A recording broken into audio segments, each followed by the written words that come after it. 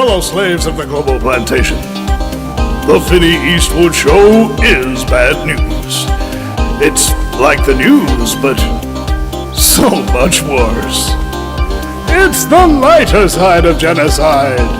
Just because we're being exterminated doesn't mean we can't enjoy it. Otherwise, what's the point of being killed? The Vinny Eastwood Show, where the only thing worse than living in a high-tech global police state run by child trafficking Satanists is Vinny's jokes.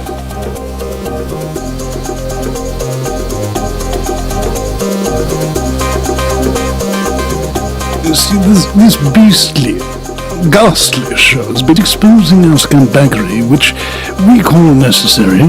Yeah, and as the World Economic Führer, I believe we should give him a little gift with a little card that says Merry Christmas from Santa Claus. Oh yeah, we could send something through his windows. Yeah, I've been speaking with Jacinda Ardern that we need to eliminate the threat of Vinny Eastwood. Why do you say Vinny Eastwood when it's clearly Winnie Eastwood? Absolutely, he's a major impediment to our planet. How are we going to get rid of him? We could poison his water supply. We've done that already. Okay, I'm running out of ideas here. I'm sorry, I've got a lot going on. Klaus Schwab Jr. telling people that I'm some evil overlord. Oh, that's just not true. You see, we're lifetime actors. Yes, we play the role, don't we? But I am still glad, even if I am not really the overlord, that I have penetrated all the cabinets of the world. Penetration is big for me. Oh, it's big for me, too. I wouldn't be me if it weren't for the copious quantities of penetration. Yeah, so thank God my mother's out of the way. Otherwise, I never would have been king. Just keep to go on and on. You know, the stress of dealing with this Vinny Eastwood problem is probably what killed her. I mean, she was a very young 96, you see.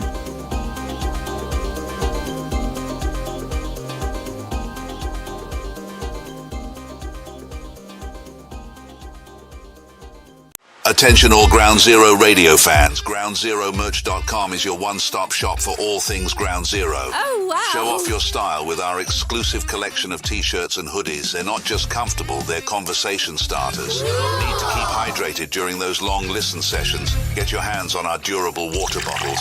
And now introducing our latest editions, a hand-picked selection of intriguing books that will keep your mind buzzing. GroundZeroMerch.com. Support Ground Zero and everything we do. My Patriot Supply is America's leading emergency preparedness company and believe it's every person's patriotic duty to achieve true freedom from our world's increasingly unreliable and fragile systems. The best way to do this is to invest in your personal liberty because you can't rely on governments or corporations for the basics of life. Act now and secure at least a 4-week emergency food kit full of tasty meals that provide 2,000 calories a day. They have dozens of emergency food storage kits to choose from, along with a variety of survival products. Despite these difficult times, My Patriot Supply has kept their commitment to you with well-stocked emergency supplies. They will deliver them quickly and discreetly with friendly 24/7 customer service. Stay alert and prepared, friends. Let everyone else take tomorrow for granted. Go to preparewithgroundzero.com. That's preparewithgroundzero.com. Do you want to know why your inalienable rights are so vital in these uncertain times? Check out the Unsuppressed podcast on aftermath.media. Join Wes, Bill, Patrick, and Avery as they discuss the fundamentals of urban and wilderness survival, disaster preparedness, gear discussions, and so much more. Check it out with your premium Aftermath subscription, and make sure you stay unsuppressed. If you're looking for a thought-provoking multimedia platform about current events, trending news, pop culture, conspiracies, and the paranormal, you need to sign up for Ground Zero's exclusive digital playground, Aftermath.media. Their website includes years of archived shows and podcasts from Ground Zero with Clyde Lewis and The Secret Teachings with Ryan Gable. You'll have access to over 200 documentaries and movies from some of the greatest minds in the last 50 years in their video section. In addition, you can watch live video stream of Ground Zero. Also, there's monthly chats with Clyde along with intriguing and educational webinars. Each subscription includes tech support, RSS feeds, a chat room, and social media channel.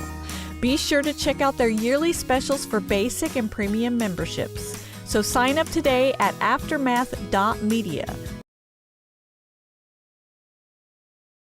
Yeah, we've got 7 listeners. Hello, fellow Americans. Are we live on Facebook? Yep, and I'll just do this together mode so we look a little bit better. We'll try you got to check out this together mode. try out our see what happens with 3 people. This will be interesting. How I like your background there, Vinny. Sure, brother. Oh yeah. You can look and wave, hey guys. Hi. Hi, mate. It's so stupid. All the lighting's all different and everything. It's so fun. Yeah, nice one. Okay, here we go. This is comfy. Right. Nice little birthday party thing. Okay, shall I turn the phone on? Yeah, mate. What do you reckon? Or do you want to have a rundown of your background a bit, Vinny? Yeah, if you want to. It's very easy to run down my background, frankly.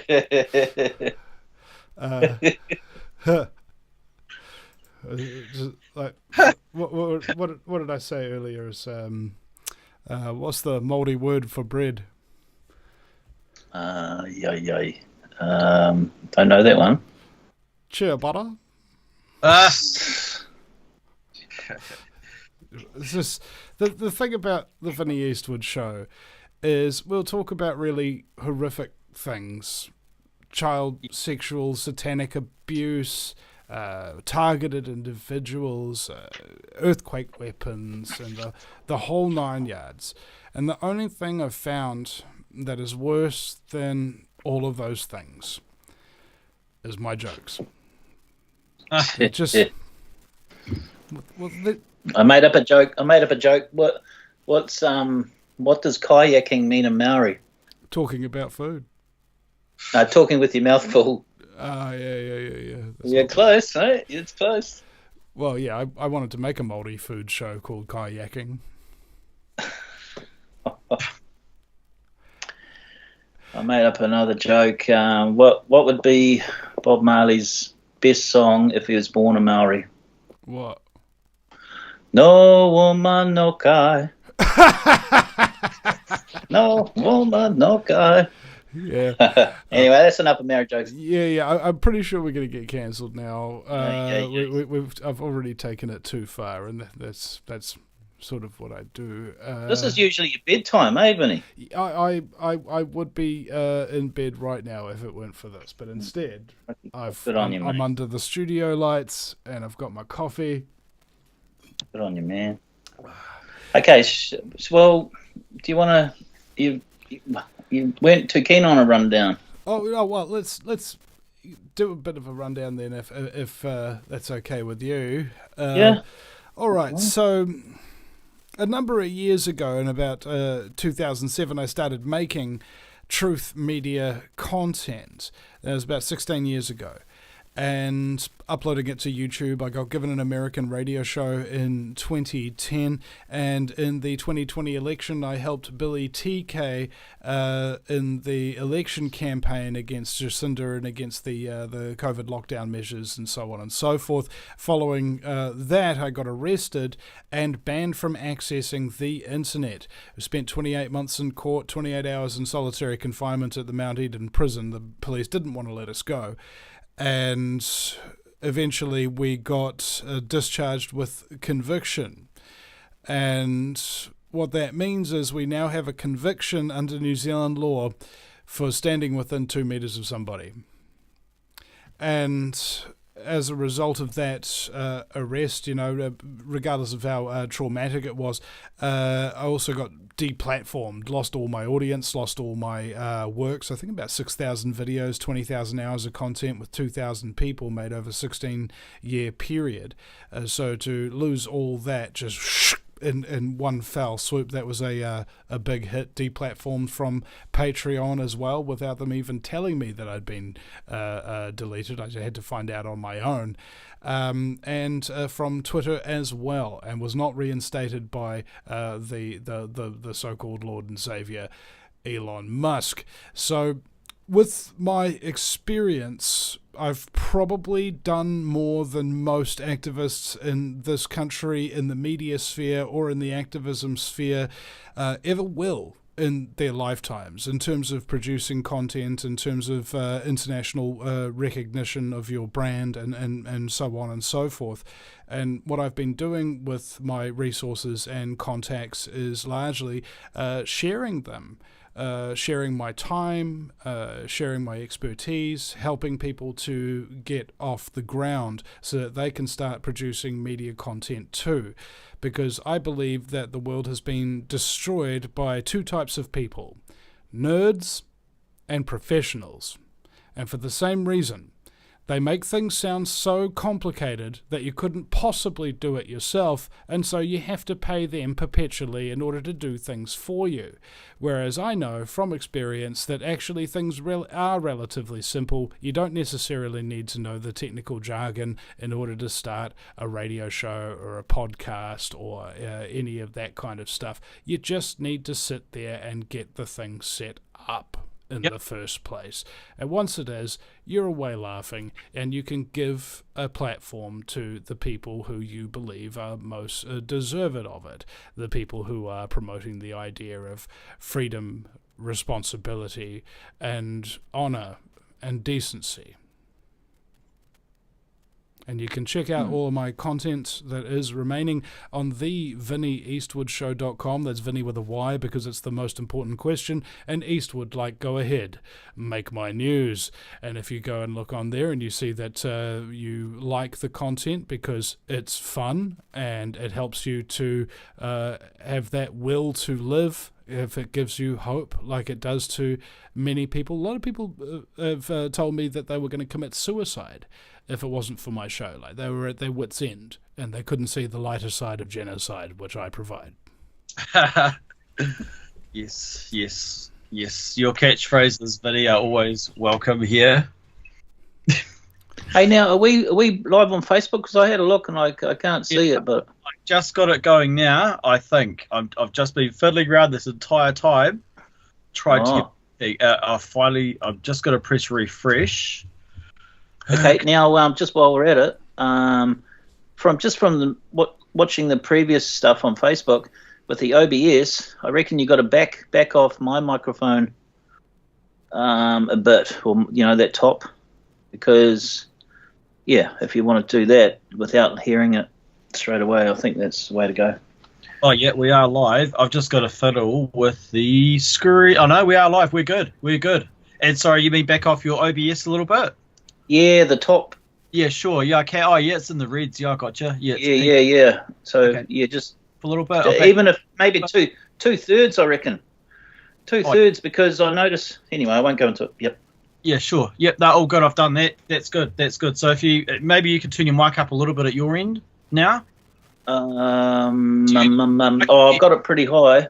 I can hear you fine. That's fine. I've noticed the Facebook does an automatic adjustment. So when one's low, it brings it up, and then when the other person comes in, it's too high, and then it brings it down. So it's got this fluctuating thing. So we'll get it right eventually. Yeah. Now, should I turn the phone on, you reckon? Yeah, also hence why I don't really play background music anymore. Can't really do it. It just wrecks the broadcast. Well, when you're talking, it's fine. Sorry? When you're talking, it's fine. So if you do a monologue, you can have the music behind you. Is that the right word, monologue? Okay. Shall I turn the phone on? Okay, it's on. I can't believe you haven't already. No, well, I just thought... What's the call-in number? Okay, there's a couple of numbers. If you're on 2 degrees, you're 0204 NZ free, or if you're skinny, 0204 me free. We are solutions-based radio. We're open and transparent. We don't have any agendas. We don't have any funding. We are not psychopaths. We will not cut you off. And we have Vinny Eastwood as our special guest tonight. So welcome along, Vinny. Stoked to have you here, bro. Thank you for all your help and everything you've done, in these years that I've been following you. And thank you for helping us out with this setting up New Zealand Freedom Radio Hub. Much appreciated. And stoked to have you on the show. Sure, butter. Yeah, so if you're on the 2 Degrees network, Vinny, you can ring one number for free, 0204 NZ free, and if you're on the Skinny network, you can ring another number for free, 0204 me free. But if you're on the other networks, it's just like a normal call. Just use your 3 minutes, bro. Yeah. It's, I found ideally people should have dual SIM phones because they're pretty cheap and you can put a couple of different networks in there and you get the best of both worlds, different networks, 2 worlds. So there was a discussion about Brad Flutie, and I only just heard about this a day or two ago or something like that. I don't know. Okay. I've been so confuzzled and busy with a film project. Okay. And yeah, Brad's apparently been on a hunger strike or something like that. Is that because of his treatment by the police and his conviction and stuff like that? Because I like. Yeah. It stems from that because he had a court case, right? Because of the that stuff, right? But it all started from not wearing a mask in the liquor shop, up north, I suppose, and then he wouldn't say he resisted arrest. I think that's the issue. Was he had already gotten permission from the actual owner of the liquor shop to not have to wear a mask, and the liquor shop owner wasn't actually there, and so the shop assistant said he had to wear a mask, and when he argued with them and said, but the owner said that I could, they then called the police, and the police then pulled out tasers and tried to cajole him and stuff like that, and Brad wasn't having it. He wasn't letting them just take him and tackle him or anything like that. And his daughter, for the first time, he's tried to get her to film so many things, and she's always like just twiddling on her phone or something like that. Teenagers. But this time she actually did get her phone out and saw the cops tearing his shirt and pushing him around and trying to tase him and stuff like this. Pretty horrific for just not wearing a piece of cloth on his face. This guy needs to be violently taken down because he's not wearing cloth on his face. Just complete insanity that we went through in this country and virtually every other during this instance. And his defense was that he's I can't remember his exact defense, but it's something along the lines of the legal fiction argument that he doesn't identify as the person on the birth certificate because it's just a created entity. I mean, for those of you who don't know, this is just a very brief backgrounder. The slavers who figured out how to capture people and get them to do work for free, they figured out something. That if they just pay you and then you have to pay for your own accommodation and food, then you will actually be more productive a slave and less likely to resist. So they had to do this all legally, and they used it during what's called maritime law, the law of the sea. You ever see somebody talk about maritime law, where there's a ship at sea or something and you can get salvage, blah, blah, blah. It's like that, but it's on the land. And on the land, if you've got a birth certificate, it has your name in all capital letters. Now, if you go to the companies registry, you will notice that all the companies that are listed on there are also put in all capital letters, because that's not a human. Okay, that's not a person, a real, actual flesh and blood man or woman. That's a corporation, coming from the word corpse, as in it's dead. Right? And so if you look at your driver's license, it's got all capital letters. That's not you. That's an account that's been created in your name so that they can send you bills, so that they can tax you, so that they can imprison you, so on and so forth. Whereas if you're just a normal human being, a living blood, flesh and man on the land and what have you, unless you've actually hurt somebody or damaged somebody's private property, they shouldn't be able to do anything to you. That's basically freedom, the non-aggression principle.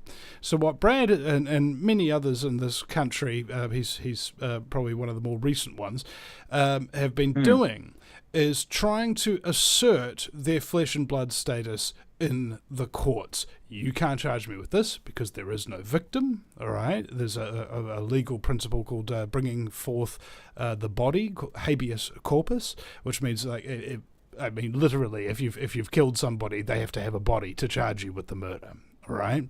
And so if there's no body of evidence, you can't be held guilty, right? And so the whole system is completely corrupt, run on this slavery system under what's called a legal fiction straw man, a little company that was created when you were born. It's got a stock receipt on it, okay? Because you're livestock. All right, you are animals on the global plantation. That's why I say to people on my show, welcome, ladies, gentlemen, and hermaphrodites, my fellow slaves of the global plantation. Because we are literally slaves on a global plantation here.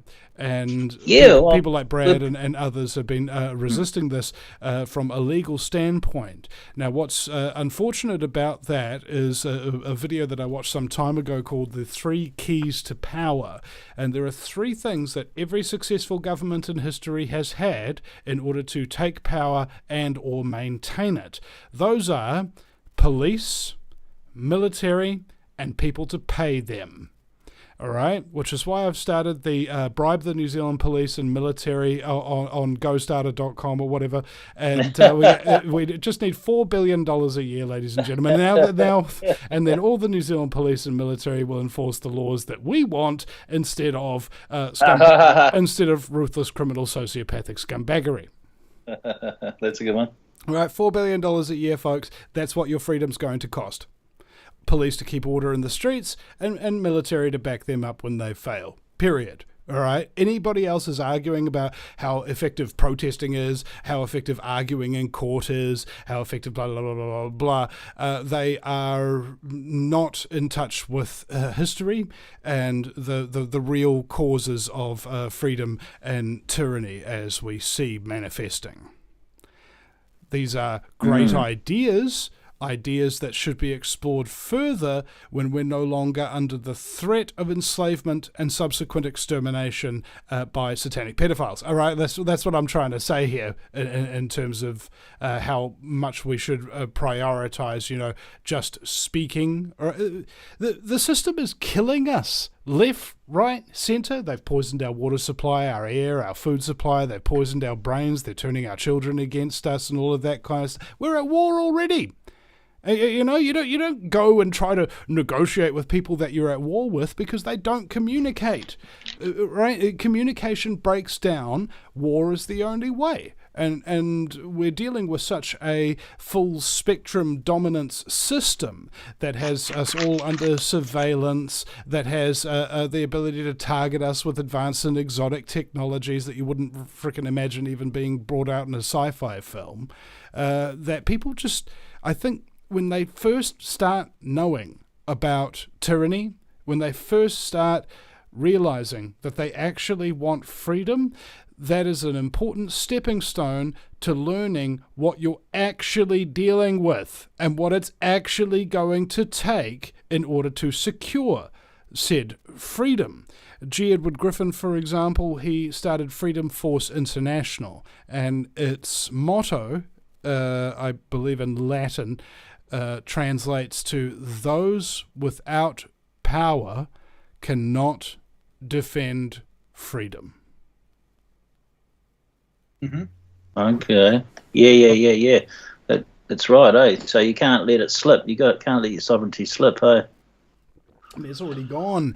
The thing is, it needs to be taken back, and I'm not 100% sure that the police and military who are being paid to terrorize and tyrannize the country are going to enforce the real laws on themselves. Yeah.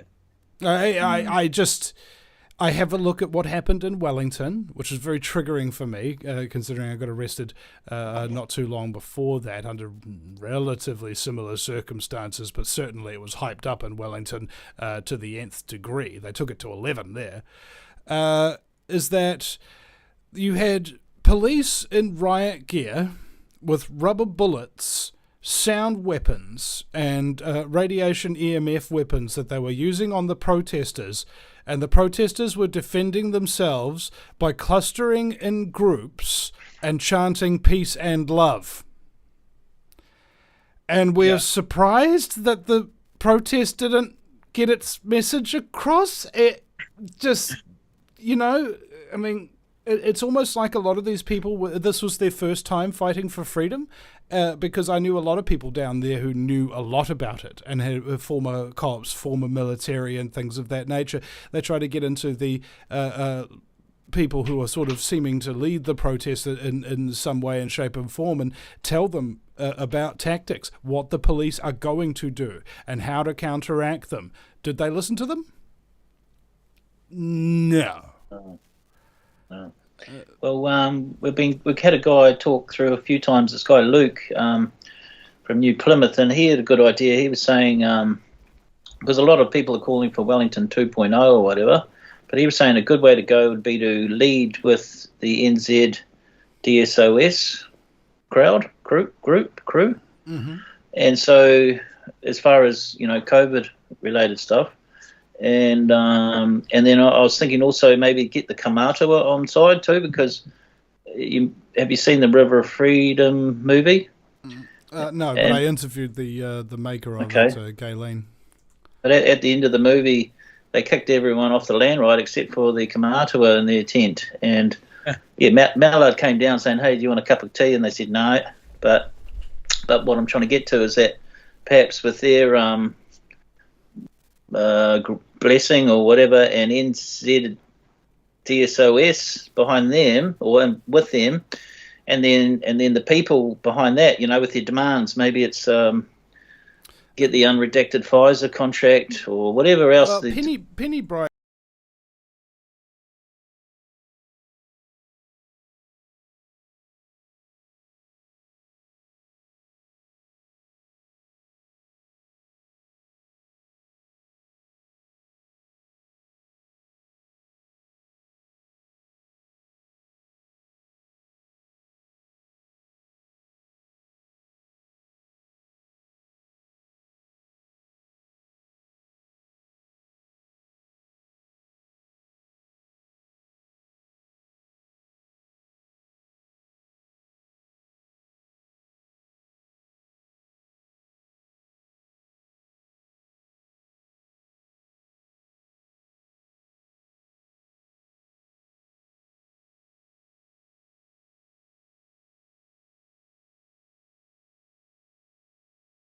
It was because of protesting the salt.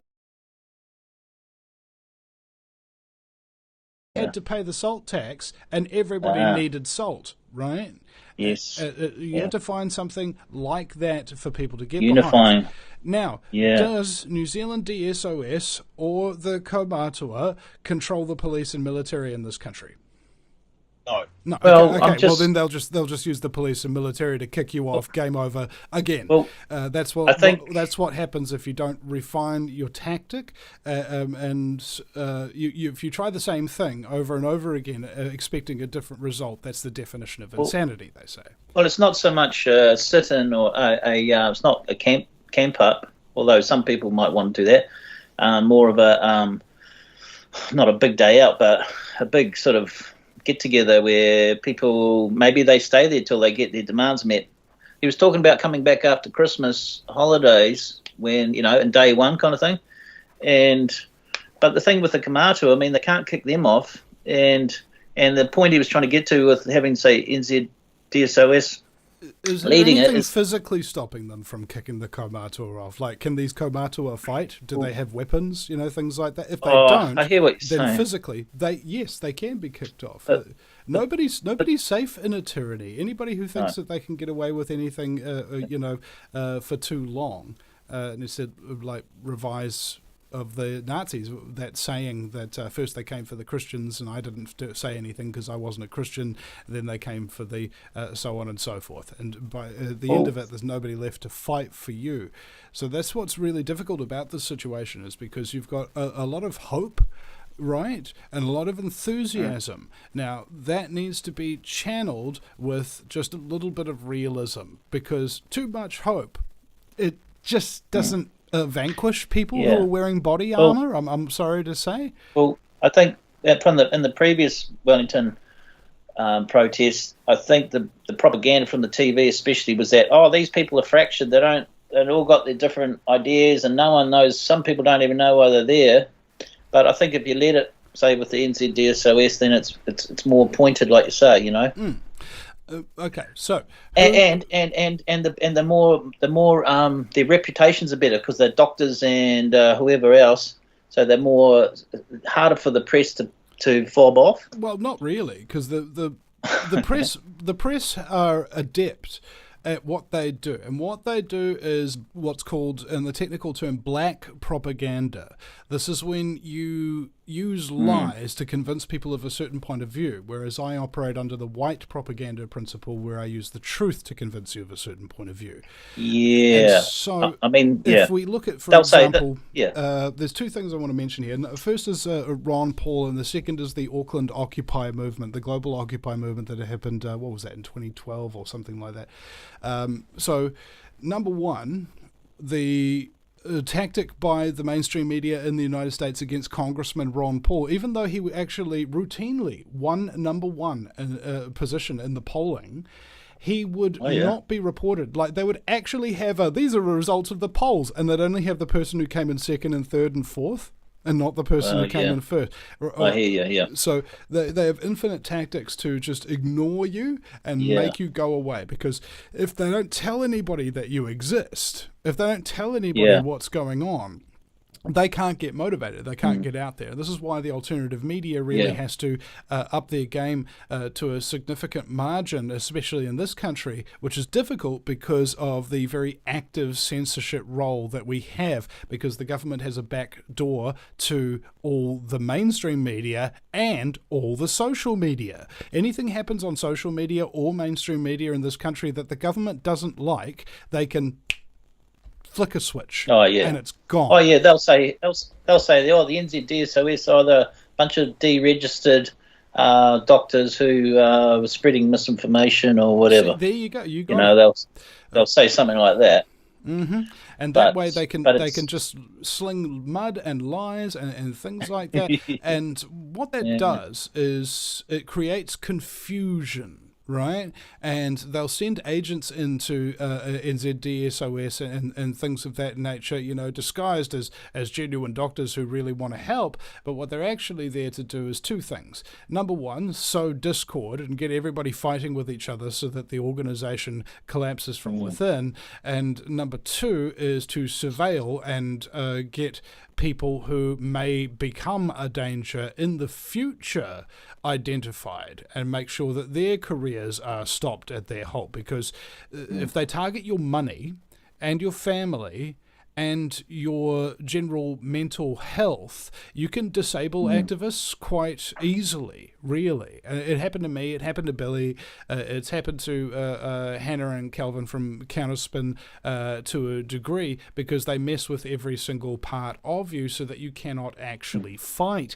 And because there isn't a quote-unquote back line of supporters that is very, very apparent, right? Of course there's backline supporters and the people who support me via their donations, and I get all these messengers thanking me and telling me to keep up the good work. It's wonderful. It allows me to survive, but it doesn't allow me to become a much bigger threat to the current status quo, because there just isn't that support base, at least not here in this country.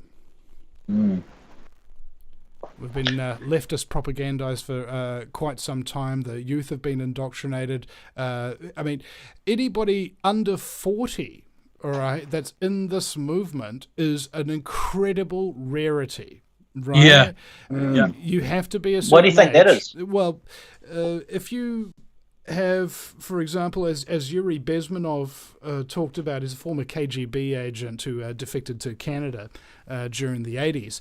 And he conducted an interview with G. Edward Griffin. I was going to say Sir G. Edward Griffin because he should have some kind of knighthood, but except he's not part of the crown or English person or whatever. Regardless, people who get knighthoods usually screw over the country that they're from in order to obtain them. But I digress. Anyway, could he you call him said, Right Honourable?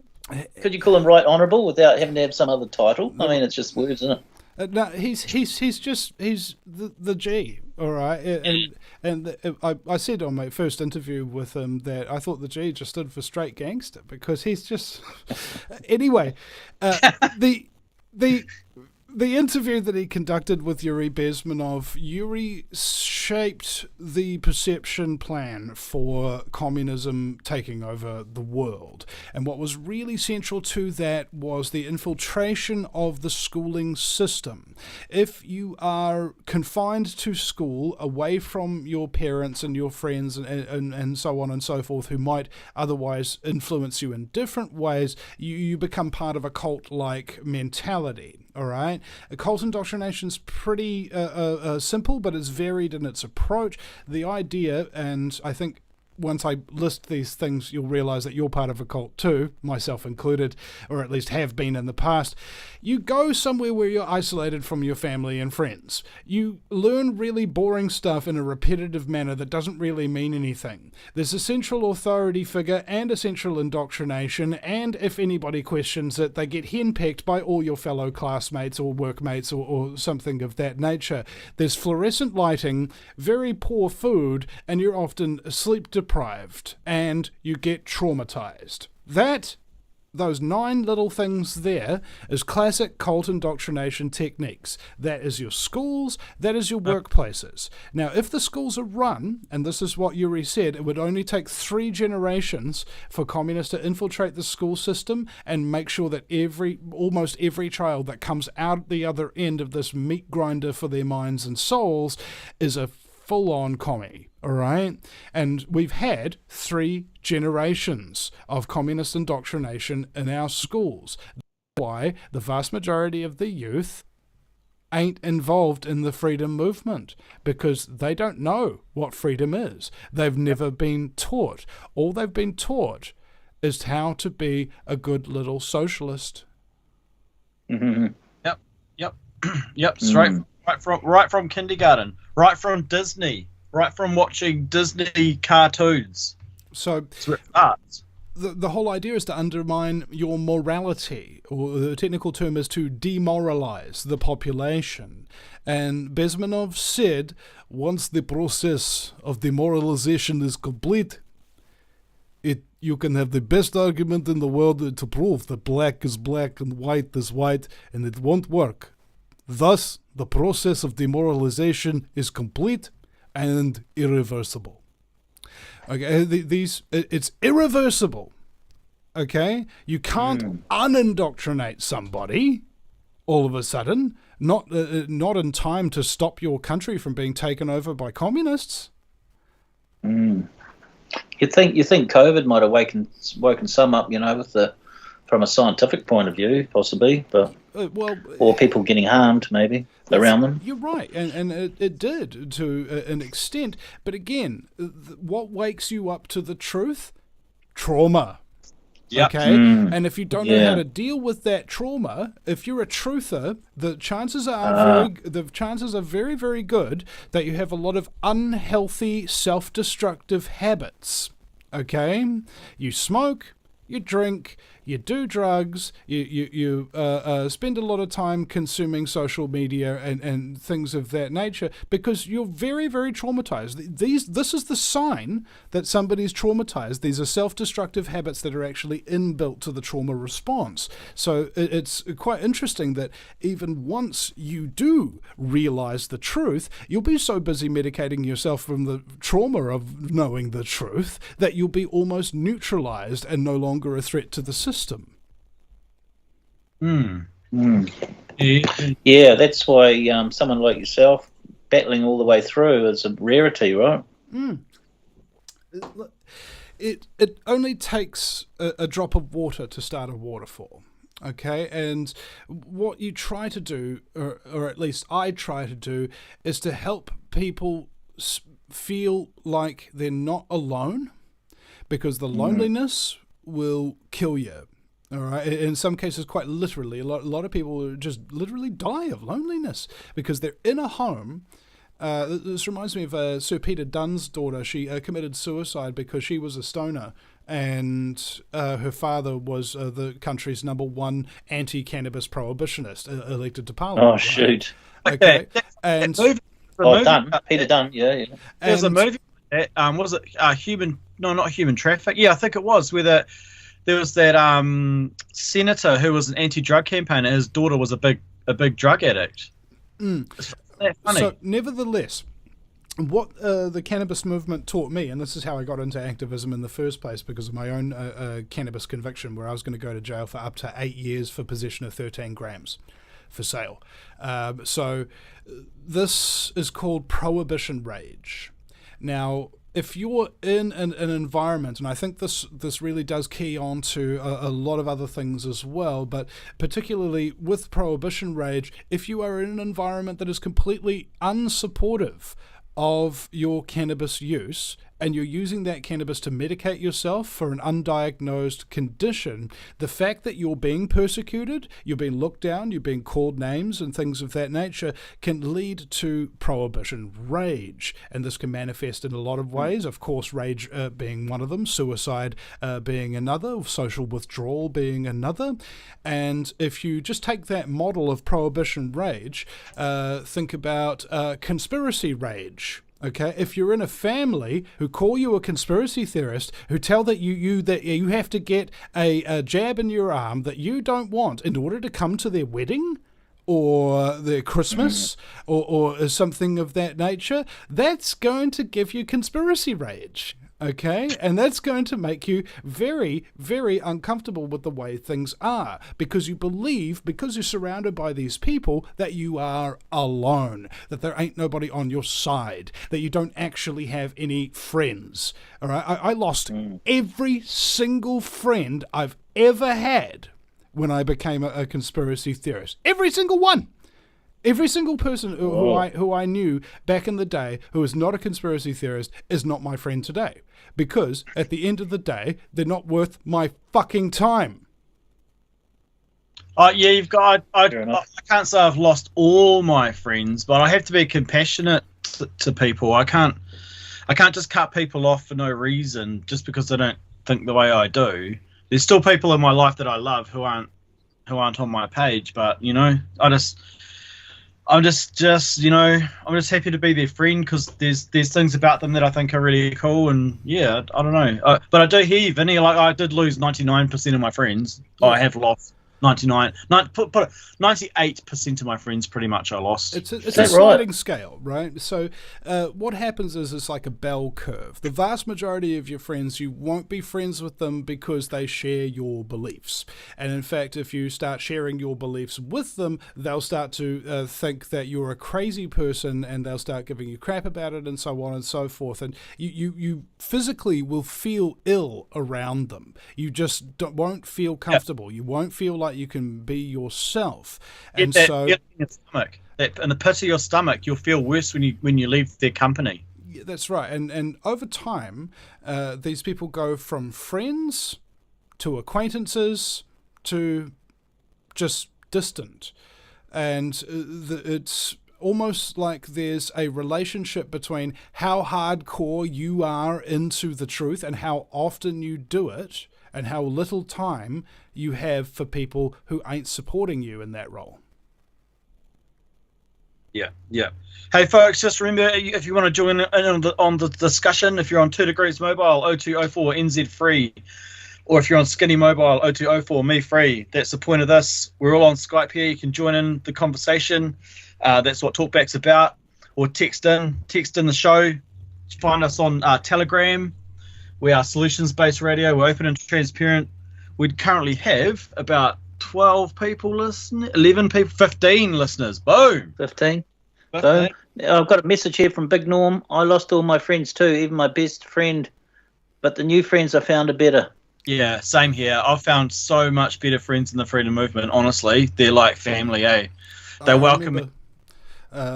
I explained this in terms of the gold rush, panhandling, right? The whole idea is that you get a big dish and then you scoop up a bunch of dirt and rocks and things like that with it, and then you swirl it around and you use the water to wash off all that dirt and wash off all those stones and all that muck, and eventually what you're left with right at the bottom is just these tiny little nuggets of gold. That's who we're after. That's what we're doing. We're panhandling humanity to find and dig out that which does not lose its luster, like gold.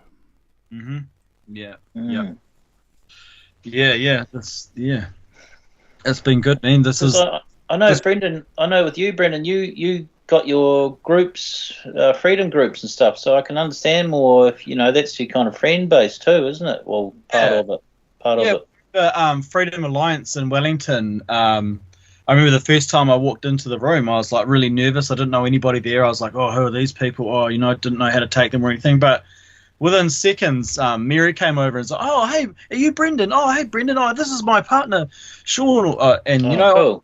And here's his friend Will, and da-da-da, and another, and we just started talking, and then I had that meeting. I don't think I said anything in that meeting, but I listened with great interest. And I was like, wow, these people are on the same page. And then the next meeting, I think I actually said something to the room, and everybody in the room all nodded their head in agreement. And I was like, whoa, that's never happened before. Far out. Like-minded, yeah. Yeah, it's like I normally get shunned out, or I normally get told to shut up, or someone. And there's no big egos in the room either. Like, everybody just lets everybody talk. And if there is somebody like that, they tend to not last very long, if you know what I mean. Okay. Mm-hmm. Yeah. But I'm on the shore. Yeah. Carry on. Are there any... But what about you, Vinny? Do you know of many freedom groups in Auckland that we could join up or anything like that? Yeah, my ex, Rebecca, started a freedom pizza party group with Brian Mooney some time ago, and they're all still together. They're still all friends, and they still have get-togethers and that kind of thing. Myself, I bumped into lots of people just randomly going around in my neighbourhood doing shopping or whatever, and they'd be like, are you Vinny Eastwood? And I was like, yeah, and I grabbed their number and put them in my little notebook under the Green Bay Truth thing, and so whenever I want to do something, I text out my Green Bay Truth people, and we get together and can do the same thing. Oh. So, it's not easy. Like, I think Rebecca did it really well because that was right in the height of the protest season, and she would walk around. You know how some people have instincts for people, that kind of thing. She's got real good instincts sometimes. And she found all of these people and invited them to there and established that group. And so it's certainly possible to just start your own little freedom group. All you got to do is just get people with like minds on a text or an email or anything like that, wherever you meet them, however, and just invite them round and have an event. If you build it, they will come. Yeah. Yeah, because I also got involved in a VFF group randomly through friends in Wellington as well. So I do a Freedom Alliance and a VFF group, and I mean some nights on like we do it on a Monday night in Kingston and Wellington. If anyone's interested, just look us up. And And sometimes there's not actually anything really in particular that we talk about. We just have a night where we just openly talk about what conspiracies we think one night we had one on the craziest conspiracy you can think of or know about, and we just had a bit of, and it was amazing because it was just really good to be able to talk to people in a environment where you can feel safe to talk about it. Like we talked about the transgender agenda, how like all the celebrities are all transvestites and all that. We talked about flat Earth. We talked about space being a hoax. Everything. It was awesome just to be able to, in a room full of 10 or 15 people, to just be able to talk like that openly. And that there's some people that don't believe you or don't want to have a bar of it, but it's okay because they can say what they think as well. And yeah, it's just really, it's quite healthy to get it off your chest. Because I was reluctant to bring up the trans investigation stuff, the transgender agenda. I found out the name of the surgical procedure that they use to transition a woman into a man. It's called a strapodectomy. I've got a message here from Karen. I discovered you, Vinny, when I was looking into medical cannabis for my daughter back in the days. Must have been when you were still on YouTube. Thank you for all you do and have done. Smiley face. It's so freeing being in a group space of like-minded people. Yeah. Thank you so much for that. My standard response usually, I was talking to somebody about this yesterday or the day before or something like that. You know how some people can't take a compliment, right?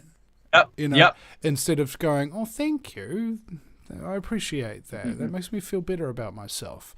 Instead, what you say is, oh, yeah, that's because I did this, that, and the other. It's like, no.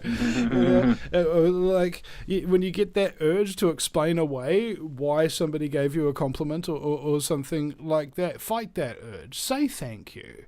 Because, honestly, compliments are so powerful and so cheap to give to people that there's an inverse relationship between how much time it takes to give somebody a compliment and how much they really get from it. I got a message from Marion. We haven't lost our friends. They decided to lose us. Yep. Ooh. Yep. That's a harsh one, eh? Yeah. Deal with what we're saying. I think it's funny. You know a lot of my friends, Vinny. It's like the trash. And how they're so crazy. Yeah. That's why I think I haven't lost so many friends, because you know what I mean? They're pretty open-minded people. Yeah. I like your friends. It was great that time when we did what was it, New Year's or something like that, and I was sitting there and I was like looking around. I'm not sure how people see the world, but I see it kind of like in the Terminator, how sometimes it cuts to what the Terminator sees, and there's all these freaking algorithms running and all these little targets and stuff like that. That's sort of sometimes how I see the world, because I'm looking at all the ins, outs, possibilities, what people's names are, what their backgrounds are, so on and so forth, and generating this kind of big picture in my head of what it. And that night I realized something really important, is that Barack has something that I not only don't have, but actually maybe have never really had: a sense of community. Right? Actual people who get together on the regular, who know each other, who sort of got each other's backs, and that sense of community, just in a general way, has been almost eradicated, because one thing that Barack's friend told me, I forget exactly his name, when he grew up, his dad imported televisions into New Zealand, into his little small town. He says it was almost like one day you were walking down the street in the evening, and you'd stop at pretty much every house and have a yarn with whoever was out on their porch, and then it was like the next day there was nobody there to talk to, or there was just this glow coming out of their home, and he's hated televisions ever since. Yeah, I heard Christmas. I heard somebody similar, an older person, tell me something very similar to that. All of a sudden, overnight, it was just. That's right. Yeah. I guess it's like kids with phones these days. They're in the lounge, but they're not there. Yep. And suddenly it was no, I've got to go watch this show. I can't do that. I've got this important TV show to watch. You know, it's disgusting. Yeah, you're enslaved by satanic pedophiles who are planning on enslaving you even further in a nightmarish black future that mankind can't even have the fathoming capacity to even realize how bad it's going to be. And your priority is to spend more time absorbing their entertainment, which brainwashes you into accepting it. Yeah. Yeah. Although, you know, like our whole thing is, our whole tagline is, we are solutions-based radio. You know, there is a way out of this. There is, you know, and we have been talking to people about solutions, and it's really cool to actually get people's ideas on what a solution could be. Well, and I've been writing down every caller and what they've talked about, and in 6 months or whatever, or a year, I'll do a overview on what the general consensus is. So I've got a bit of a database forming, and I think it'll be useful. Yeah, absolutely. So the reason why it's called Area 51 is because the elites know that once 51% of people believe something, that something basically becomes true. Okay? And what we are going to do, if we're clever enough, if we work hard enough, is get 51% of the people on our side of the fence rather than the other. I remember one time I was talking with one of the musicians from 8 Foot Sativa, and we came up with a t-shirt idea, which is during the battle between good and evil, some will choose good, some will choose evil, but most will sit on the fence to see who comes out on top. We are trying to burn the fence down. Okay. To force people to knowingly choose good or knowingly choose evil. And that was something that I noticed in my arrest, is that you know, it was very traumatic for me, and I wasn't exactly, you know, sounding like the bravest or something like that. So naturally, a whole bunch of people without empathy, okay, decided that they would have a go and make fun of me for being traumatized, being arrested by the police. It's just like, you know, I mean, that was a horrible situation, bro. I totally get where you came from in that situation. I probably would have been the same, and also the fact that nobody really surrounded you and stopped them from doing what they did, I think was a bit disappointing. Oh, we had plenty of people surrounding me. The problem was that we hadn't been trained, okay, to repel a penetration formation that the police had done. So penetration formation is, and I'm sure if you've had sex with a woman, you'd understand that the way that they get all the way in there,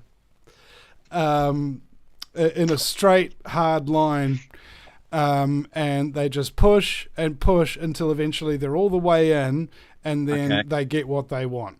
Okay, and that was me. You know, I was the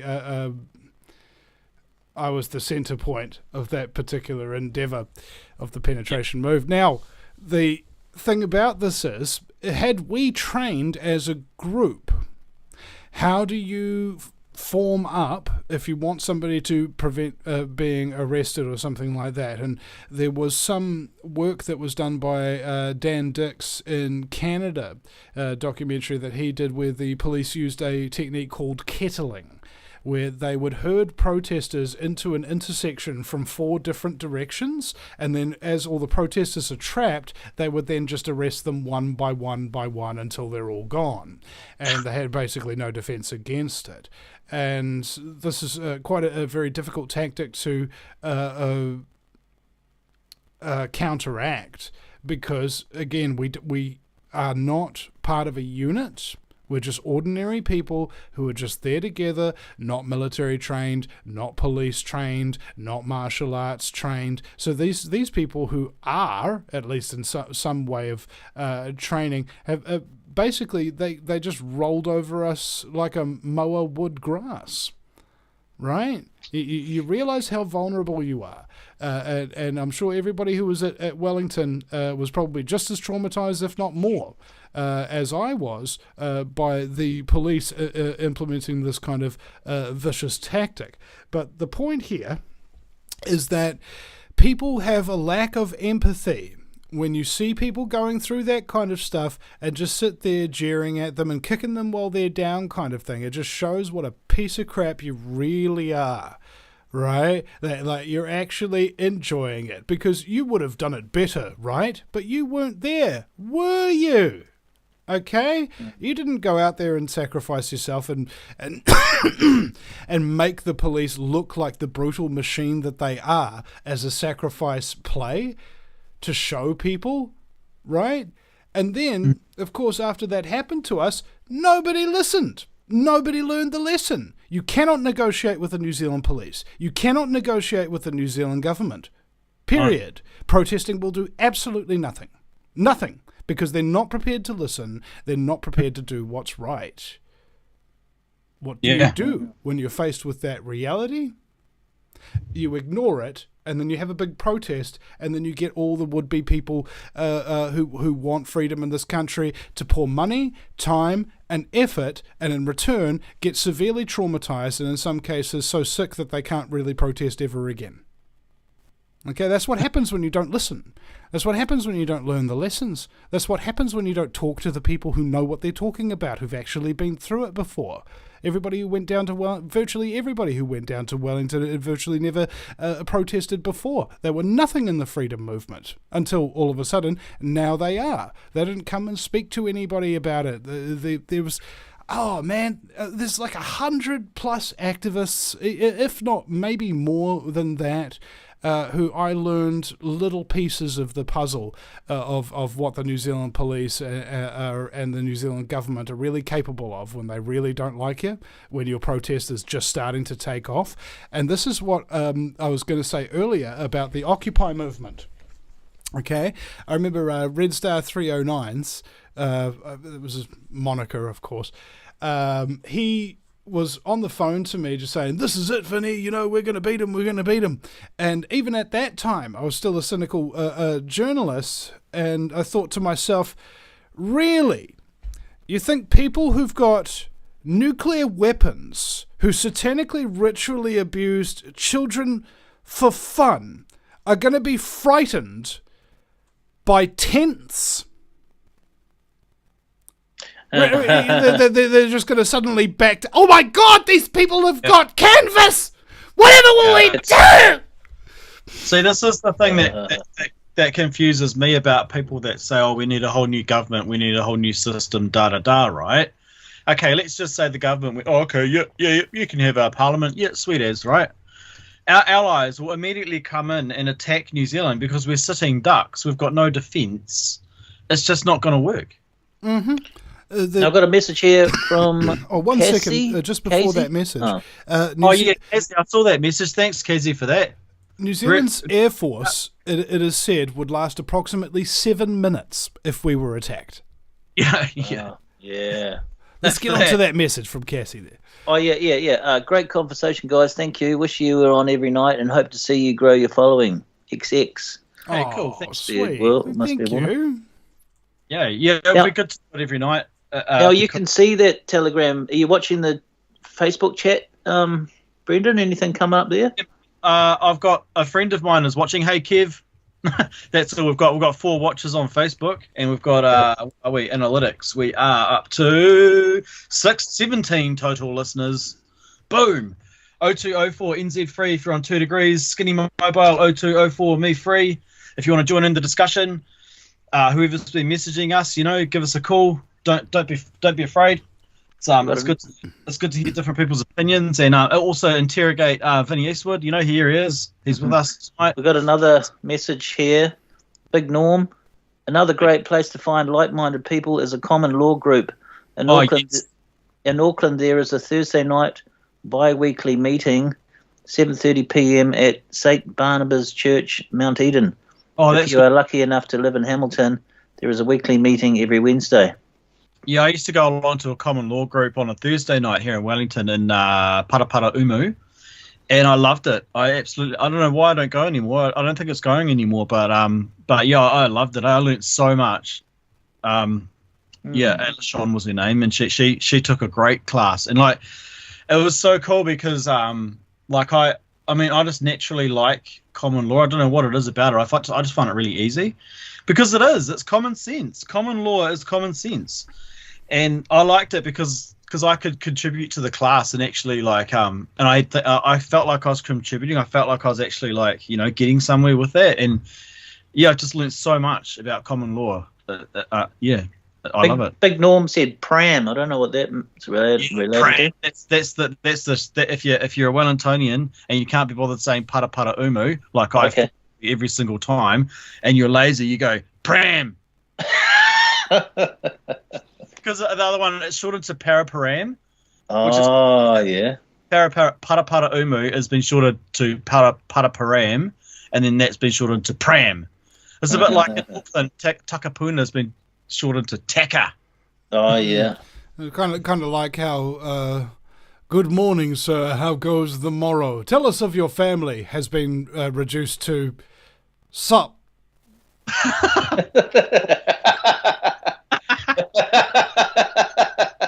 Like, on building sites quite often the labourers talk to each other. They don't say bro, they just go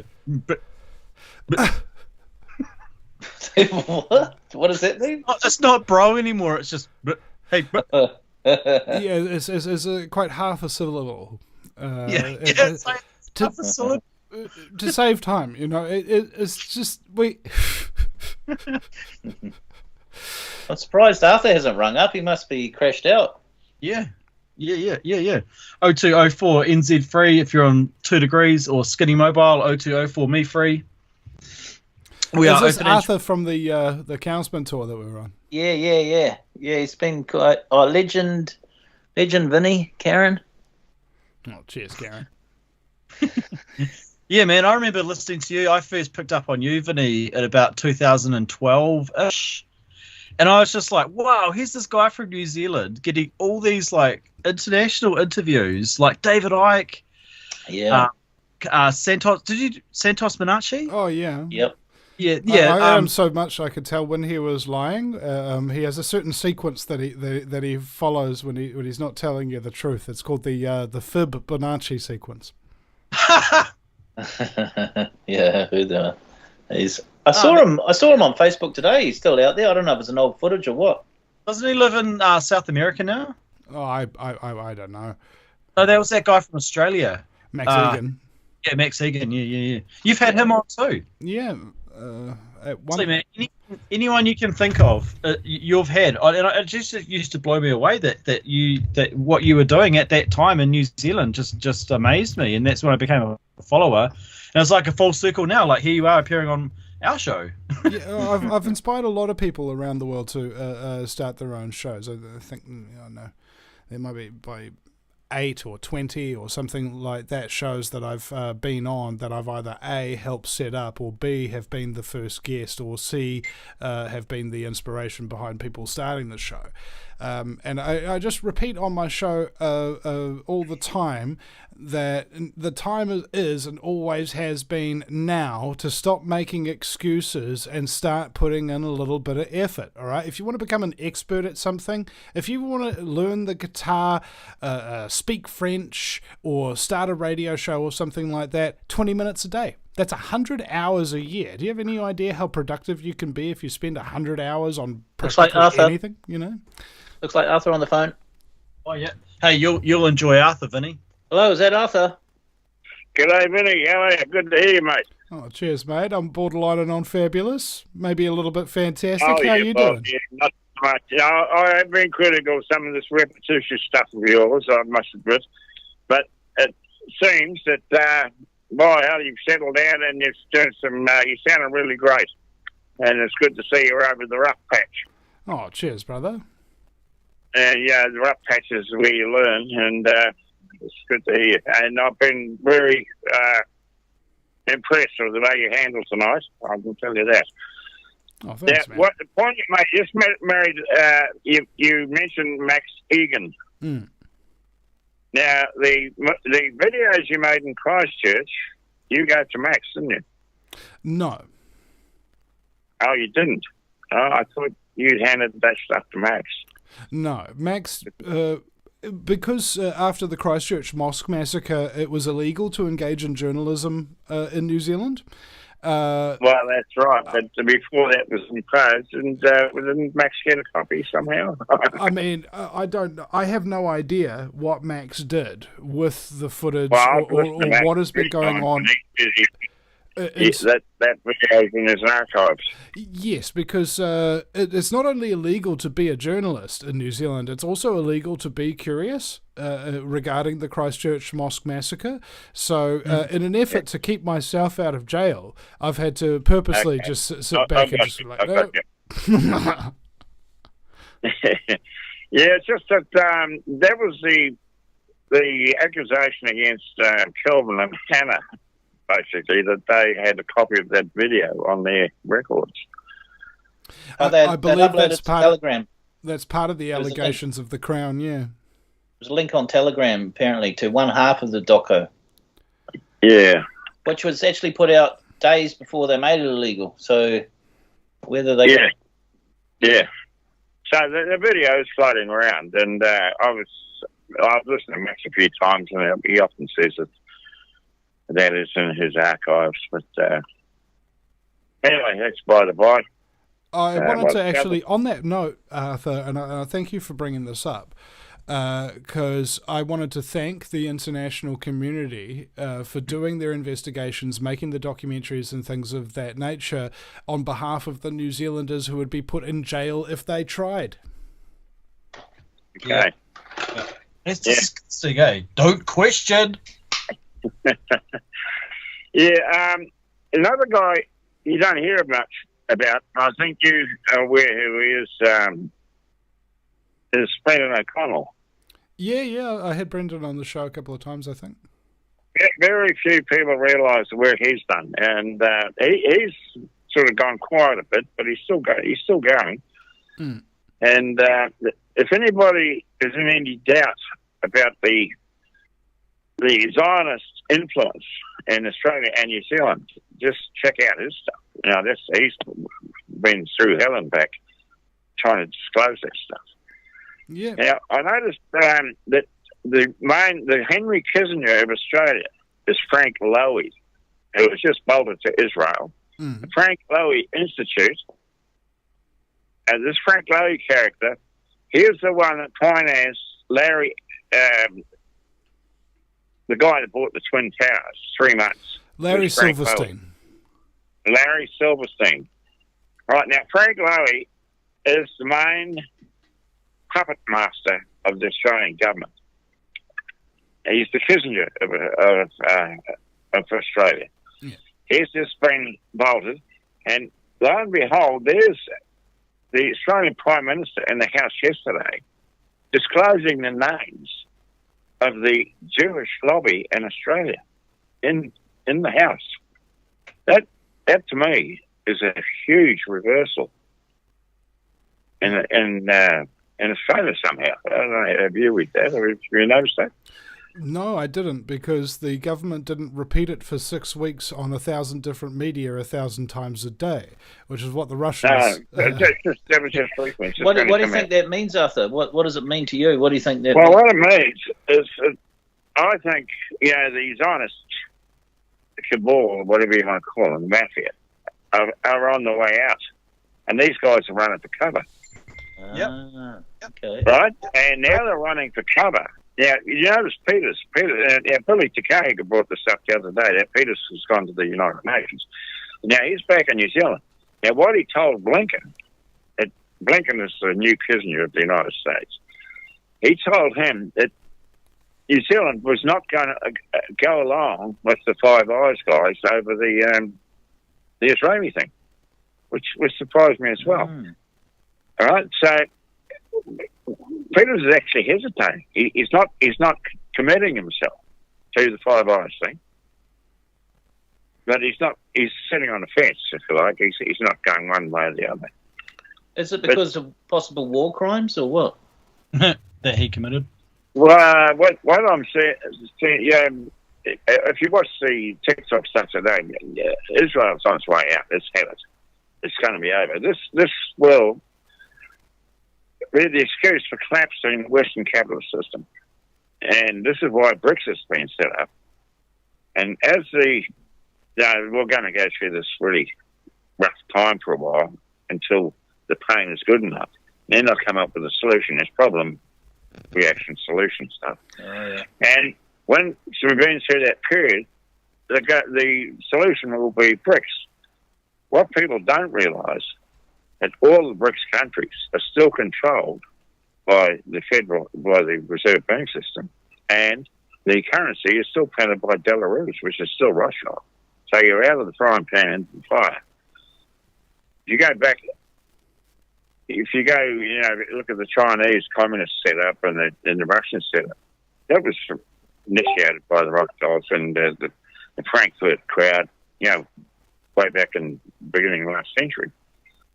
Now, I've never heard anybody bring that up. They talk about the Chinese threat, the Russian threat, and so on. Now, the question I'm still trying to answer is what percentage of the Chinese and the Russian people would accept the Rothschild plan or the globalist takeover of Russia and China. There's huge opposition of building in our part of the world. That's why they're on the run. But is that same thing happening in Russia and China, I wonder? Oh, definitely. I think China wants to keep its culture. Where people are waking up to what this global agenda is and what are the percentages. How much control has the CCP actually got over the 1.4 billion Chinese? Let alone us. Yeah, I made this point. Well, they've got us.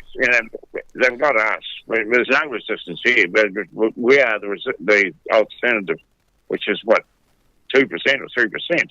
But the percentages are much higher overseas. And we can get $1 million. 1 million people come marching through London and drop a hat these days. And look, everywhere. And Wellington's the best shop we had, but well, one of the points that I thought was really prescient about this is that there is a belief, and there's a lot of evidence to substantiate this belief, is that Jews control the world, basically. They're in all the centers of power, they control the banking and the corporations and so on and so forth, and in the Torah and all of that kind of stuff. Like, for example, I think they believe that Jesus should have been boiled in shit and semen, right? Like this is how affront these people are to a conservative Christian audience, right? They're basically, it's like the Kabbalah. The Kabbalah was the basis of Freemasonry, and all of these secret societies and things of that nature are all Jewish. Right, that's right. They're based. Before you go any further, Vinny, the Jewish thing is used as a cover. I don't believe the Zionism is Jewish.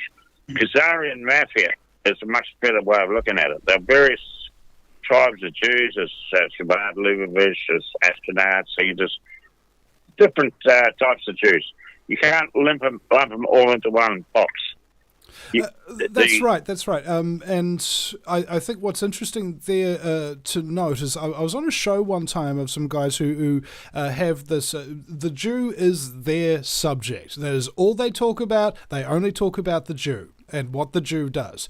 And what they mean by that is specifically the political and corrupt parts of Jewry that indeed run the world and work in concert.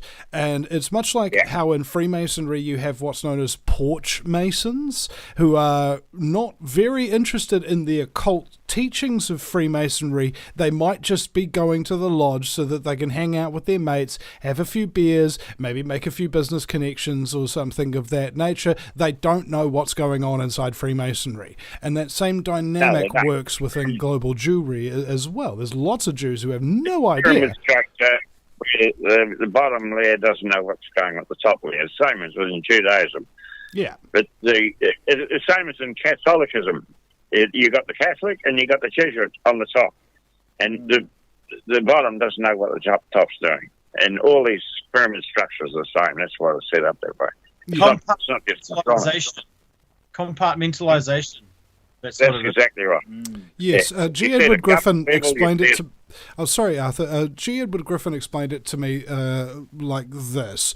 They have a system called rings within rings within rings. So in the top ring, let's say us four here are starting a conspiracy. What I tell you is that this is the top tier of the conspiracy, okay? There's nobody above us, when meanwhile there is somebody above us. But what I tell you to do is go out and create your own group of 4 people, and you tell them that that group that you're starting is the top tier. So that's 4 people starting 4 groups that are all top tier. And then what you do with those 4 people in your new group that you've started is you tell them to create 4 other groups each, and you tell them that it's all the top tier. So at this point, us 4, the one who actually are initially starting the quote-unquote conspiracy, can make the entire world do exactly what we want without anybody knowing it's us doing it. Yeah, I'm not quite with you on that one, but anyway, you're talking about what percentage, this comes up, what percentage of the human race do you need to get on side before you make a difference? 51%. How many? 51% to have a psychological revolution, but in terms of actual boots on the ground revolution, it's between 3 and 8%. It's not that much. It's something where, I've heard figures 10 to 11% will do it, and this is based on revolutions in the past. When it reaches that critical number, the rest will follow anyway. Well, if I may, Arthur, just clarify. I'll give you an example of how I think it works.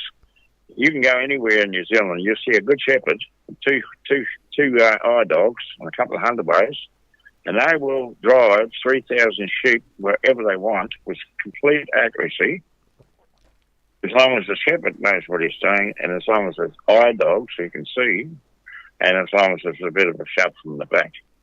Now that example, I reckon, also works with human beings to a degree.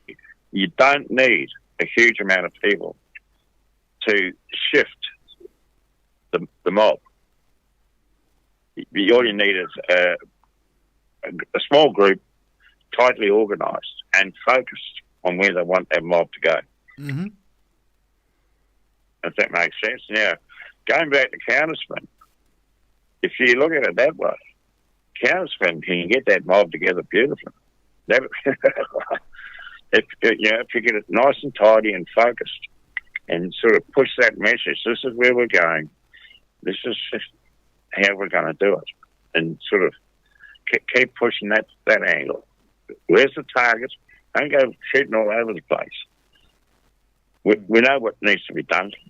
And the Wellington thing, that was a turning point in New Zealand's history, as far as I'm concerned. I couldn't believe that New Zealanders could come together so fast in such a short period of time and be so effective.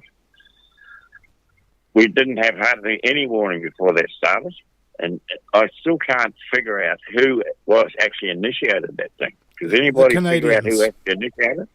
Yeah, that's where it started, but who in New Zealand actually did it? It wasn't Voices of Freedom. It wasn't. I hadn't worked it out. I thought there must have been some group there initiated Wellington. But it's a good question. It all just sort of came together, if I may. James Corbett of the Corbett Report brought me onto this idea of the peer-to-peer economy, and it works in activism as well as it does in economics. What you'll find is that if you centralize power and control, you actually lose productivity the further down the chain that you get, whereas if you make everything kind of independent but collaborative, you can do things much, much faster than these older organizations. For instance, during the Fukushima radiation leaks in Japan in 2012, there was the Atomic Energy Commission and the main atomic agencies of Japan trying to get out data to people, whereas a private group, just with people collaborating and stuff like that, sticking Geiger counters on their cars and going out and then sending in their data to somebody who's putting it on a spreadsheet, got significantly more data, and it was more accurate than these major agencies, and it was done at a fraction of the cost in a fraction of the time. So that means that things like Wellington can just happen because people are organizing amongst themselves, and it makes it look like there's a huge organization that must be behind all this. But no, it was everybody who came together in a peer-to-peer manner. Yeah.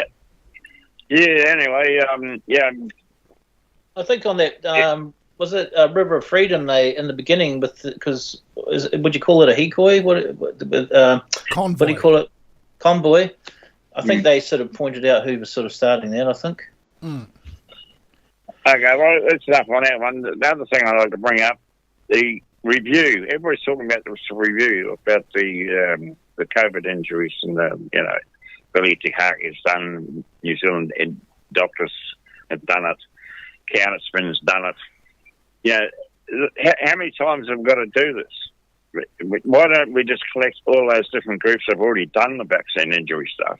But the biggest one of all was brought out on this program last week. Helen Petrousos Harris was given $8 million by the Johns Hopkins Medical School way back in the beginning of COVID, and she now has 400,000 cases tabulated at Auckland University to send to Johns Hopkins University. Now, she's actually being paid by us, so that he's got a taxpayer. Let's put lean on her a bit and ask her to disclose those 400,000 cases she got on file. We'll not need any more reviews. She's already got them. Again, I understand this because we need clarity in order to figure out exactly what was done, how it was done, and stuff of that nature, whereas I have a very different nature to other people. I believe that if you sort of know what's going on, then the data becomes irrelevant. For example, if your country is $100 billion in debt, or is actually $155 billion, those numbers are so huge that it becomes irrelevant what the number is. It is irrelevant how many people... I understand, but in my opinion, it's irrelevant how many people got damaged. It's irrelevant how many people died. It's irrelevant how many people lost their businesses and things of that nature. The fact is they did, and any number that we put on that is just like it doesn't really matter. What matters is the enforcement. If we've got these findings and we can prove them, etc., that's all very well and good, but if the New Zealand police are not going to enforce the law against the parliamentarians or on themselves even for the crimes against humanity that they've committed, you're chucking papers at somebody who's got a rifle to defend their case, you know? Yeah, but I can't agree. There are a lot of people very interested to find out exactly the extent of the injuries done by the vaccine. Is that part of the COVID inquiry stuff? Has that evidence? She's been paid $8 million to collate it for a university in the United States. Doesn't that go into the COVID inquiry, the first reading or whatever? Wilson's supposed to be going to do a review. New Zealand doctors, SOS, have already done it. Counterspin's done their bit. Billy Takahika, he's had a go. How many times do you need to do it? It's already been done at Auckland University. The question is... We are paying her salary to get her to hand it over. That's right. Now, how many of those reviews actually accomplished anything? Right? Like, who got to jail? Who got taken to court? Anybody? Well, without the evidence, how we're going to lay any charges without the evidence? How we're going to prove that they've been lying without the evidence of how many have paid the price? Yeah, but which court are we going to be trying it in? Is it a New Zealand court, which are profoundly corrupt? Okay, we'll get to that. You see? Now, we'll get to that part. There's no point going to their court. There's no point in even thinking about their court. And if you listen to Liz Gunn, what she said, it's a waste of time going to politics. I agree, absolutely. Mm-hmm. Get out of the political arena and start a people's movement. And we have our own court. And this radio station is the jury and the judge of the people. We don't need their bloody legal system. We can do our own. All right, now... But we need the numbers to be able to do it. The question is, who's going to do the cop's job? And the police's job is intimidation and kidnapping. So the question is, who's going to intimidate and kidnap these terrible crimes against humanity people? You know. The only reason they kicked us off Wellington is that they flew cops in from all around New Zealand. They had the numbers. Yeah. If we'd all gone back to the main cities and had many Wellingtons and 7 or 8 cities around New Zealand, they wouldn't have stopped us. They wouldn't have stopped us. We should have. But, yeah. I completely and utterly... I came back to Kerry with the Voice of Freedom the following Saturday, and the police station had been covered in red paint, and so did the police cars. That was just a little group. Now, if we'd had a bit better organised in Wellington, spread back across the country after the Wellington thing, we could have tidied it up then. There was enough anger in this country, and they would never had enough police to control the people. But after Wellington, we just sort of died, and it didn't go any further. Well, former Constable Buck Rains told me that there are only 10,000 police officers in New Zealand, and there are 5 million plus people in New Zealand. So that's basically nobody. They are completely vulnerable. If the people started targeting police stations, things of that nature, there'd be nothing the New Zealand police could actually stop an angry public. Better organised. We've got a message here from Clay Drummond. A lot of them were not even cops. Some were found to be security guards in cops' uniforms. That's right. And a lot of the cops didn't want to be there. Yeah, totally. The large percent of the cops, and they're leaving. There's 50 police left in Northland just this year. The cops are falling, and they're introducing. Right, and where the hell they're getting the new ones from? You can imagine. They've got in Australia, it's Indians and all sorts of bloody stuff. People that aren't even Australians are now signing up for the police force. And the same thing will be happening here. I think a huge percentage of the New Zealand police force are sickened by what they were part of. Yeah, and now they are continuing to collect paychecks and continuing to ruin people's lives on a daily basis and continue to obey orders instead of their conscience. Yep. And what you left has got the mongrel cops, the good ones that have been squashed and squeezed out. I disagree. I don't think there's any good cops. There aren't any. There used to be. We used to have the best police force in the world, bar none. And I had total respect for them. I've been around. I've experienced cops everywhere, mate. We had the best in the world. And I know ex-coppers my age, and we had an excellent bloody police force. But over the years, it's been undermined, and it's just got like politics. In the last 50 years, this country has done a 180-degree turn on basically everything that this country used to be good at. The governments, the education, whatever you look at, the university's been corrupted. It's a whole lot has been corrupted to hell. And unfortunately, the average New Zealander has been done such a way, they haven't realised it's happening. Now it's too bloody. Now I think it's too late to stop it. It ain't too late. We can still stop. Yeah, I was thinking about the liver, right? If your liver is damaged, it will produce apathy, right? And if you have a look at the New Zealand diet and lifestyle, all of the things that we do, sugar, coffee, cigarettes, and all of those kind of things, pesticides on the food blower, they all damage the liver and produce an apathetic population who will just passively accept anything that comes down the pipe. Okay.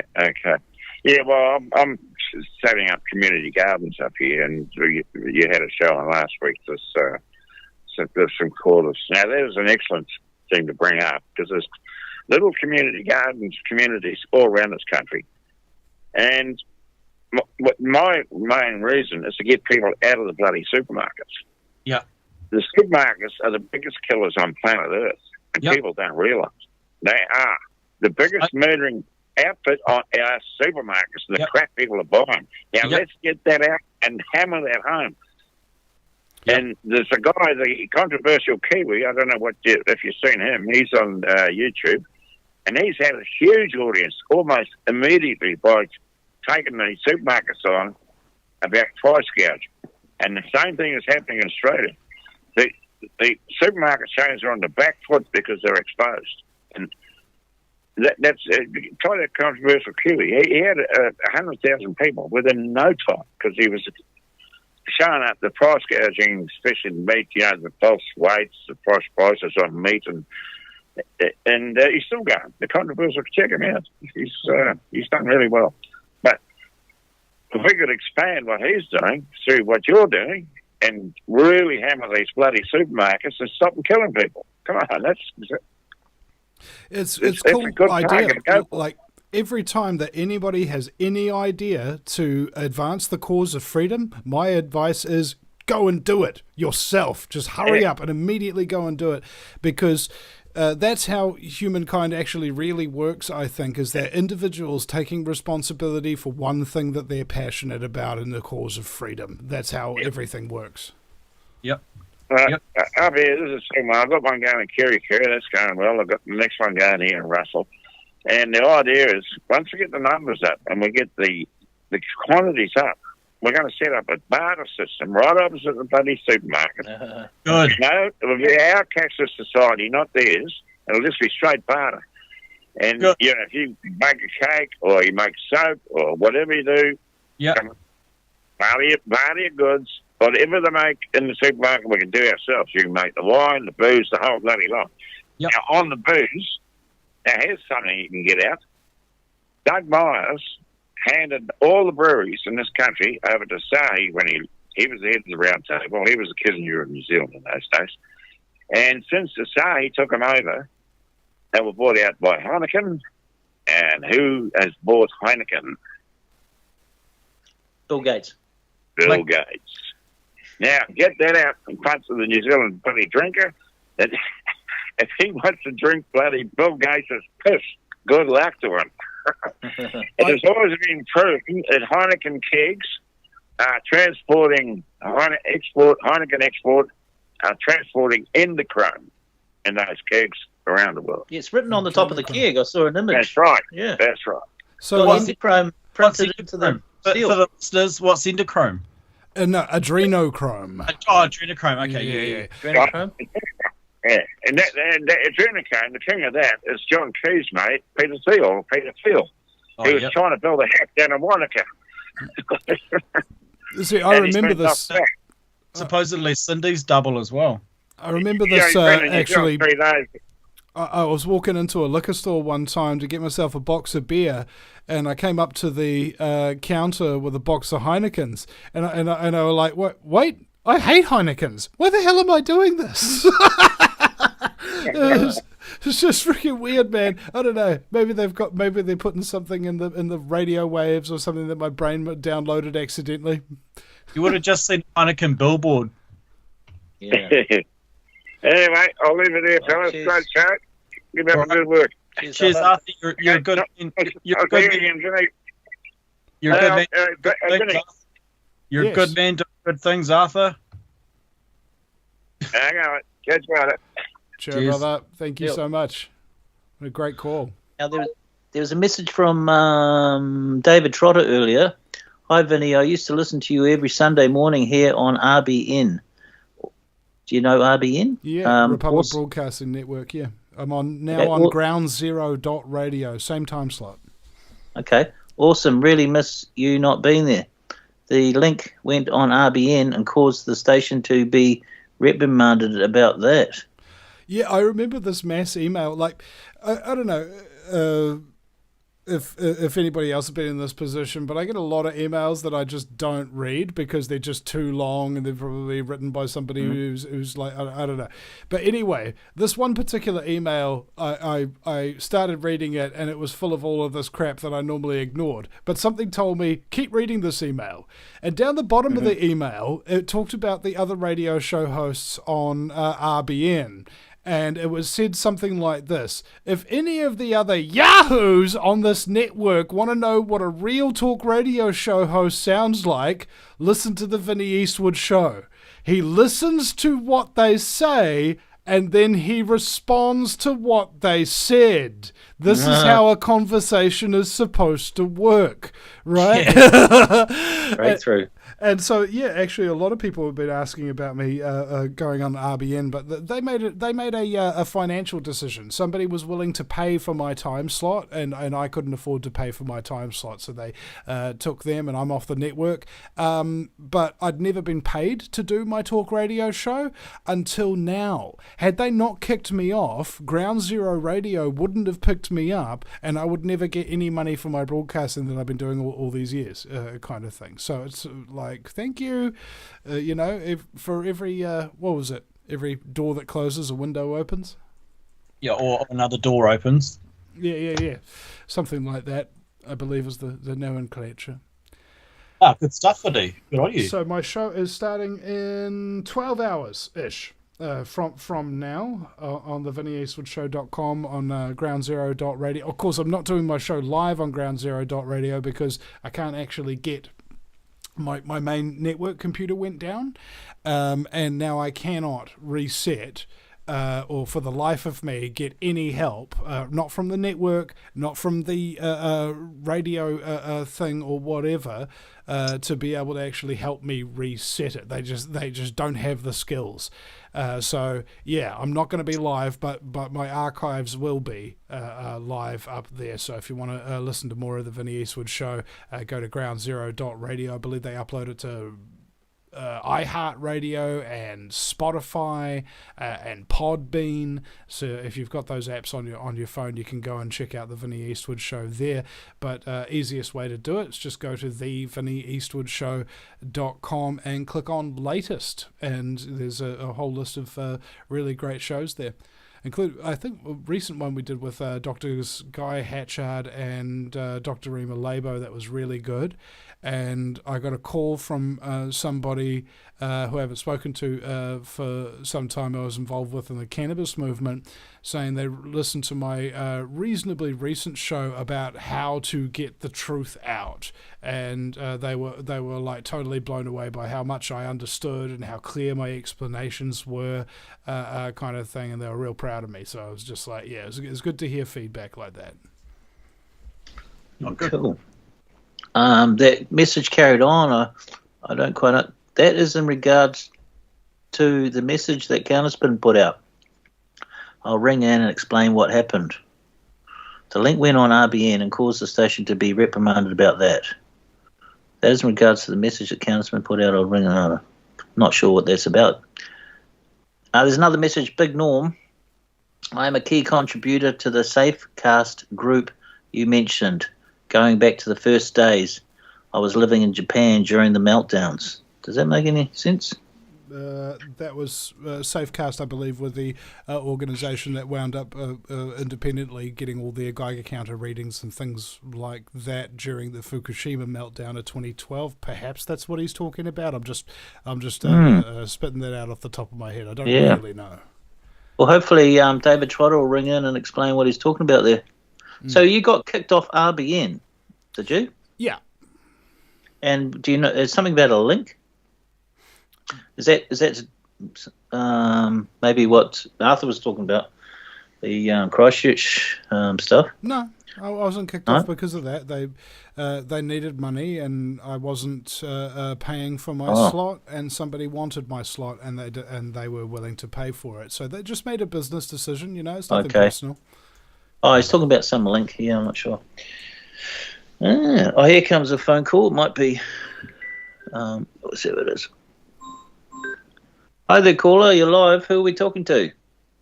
Hi, good evening. It's David Trotter. G'day, David. Hi, good evening. Good evening. Hi, Vinny. Yes. Right, okay, I'll keep this short, I promise. Right, okay, yeah, thanks, Vinny. I really did enjoy listening to you every Sunday morning here from RBN. It was a great show. Totally different from your American counterparts, compatriots, sort of thing. really enjoyable, completely different, but really refreshing to hear your broadcast going out across America. That was what was really refreshing. At least some news got out, and your, angle and things were getting through to Americans. They're a little bit different from us, we know. So, but it still gave a good, angle on how things were going here. Anyway, what happened with the RBN? They posted, the RBN did actually post the link out, and I think it originally came from Counterspin. And what happened was there was a massive hoo-ha about that, because the Internet of Bodies got in touch with the RBN, the Internet of Things kind of people, and they tried to block it and pull it off. And John Stadtmiller at the time, was running around pulling what was left of his hair out, and basically threatening them to take them down. And they did lose a bit of connection. It went on for a good few days, even though the link was still up there, which I didn't click, believe it or not. I saw it there. It was a link to the video that was still there, and I thought, crap. One of us came from Counterspin and was like, okay, I'm not clicking that because it's going to come back to my IP address and I'll get traced, that I've actually watched it. So I didn't fall into that trap. I don't think it was set up there for that. It was just, innocent Americans trying to show off what happens here. It did cause a ruckus, in the studio. John, as I say again, John Stadtmiller at the time wasn't too happy about it. What happened in the end?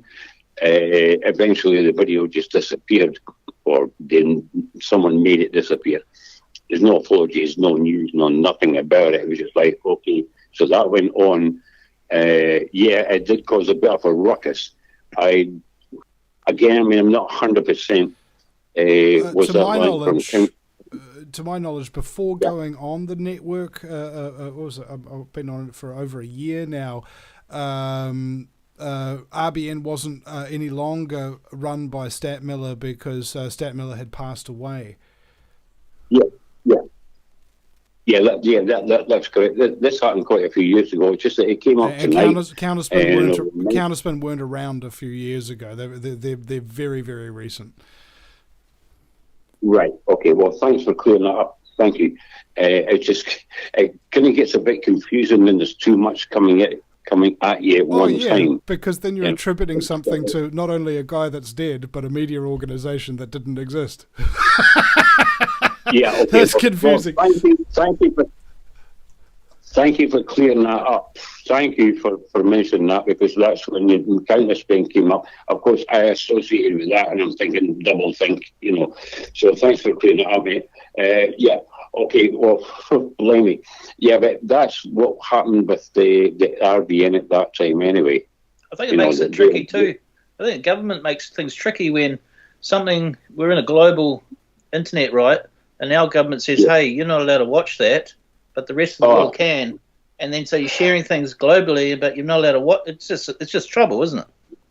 Yeah. Well, that's what happened at the time, because I as I say, I knew not to click on the link to it, because it was on the revolving menu at the time. The videos that come up, there was supposed to be a revolving headline, but you can actually click on the videos. And I thought, crap, I ain't watching that, because I could end up in trouble.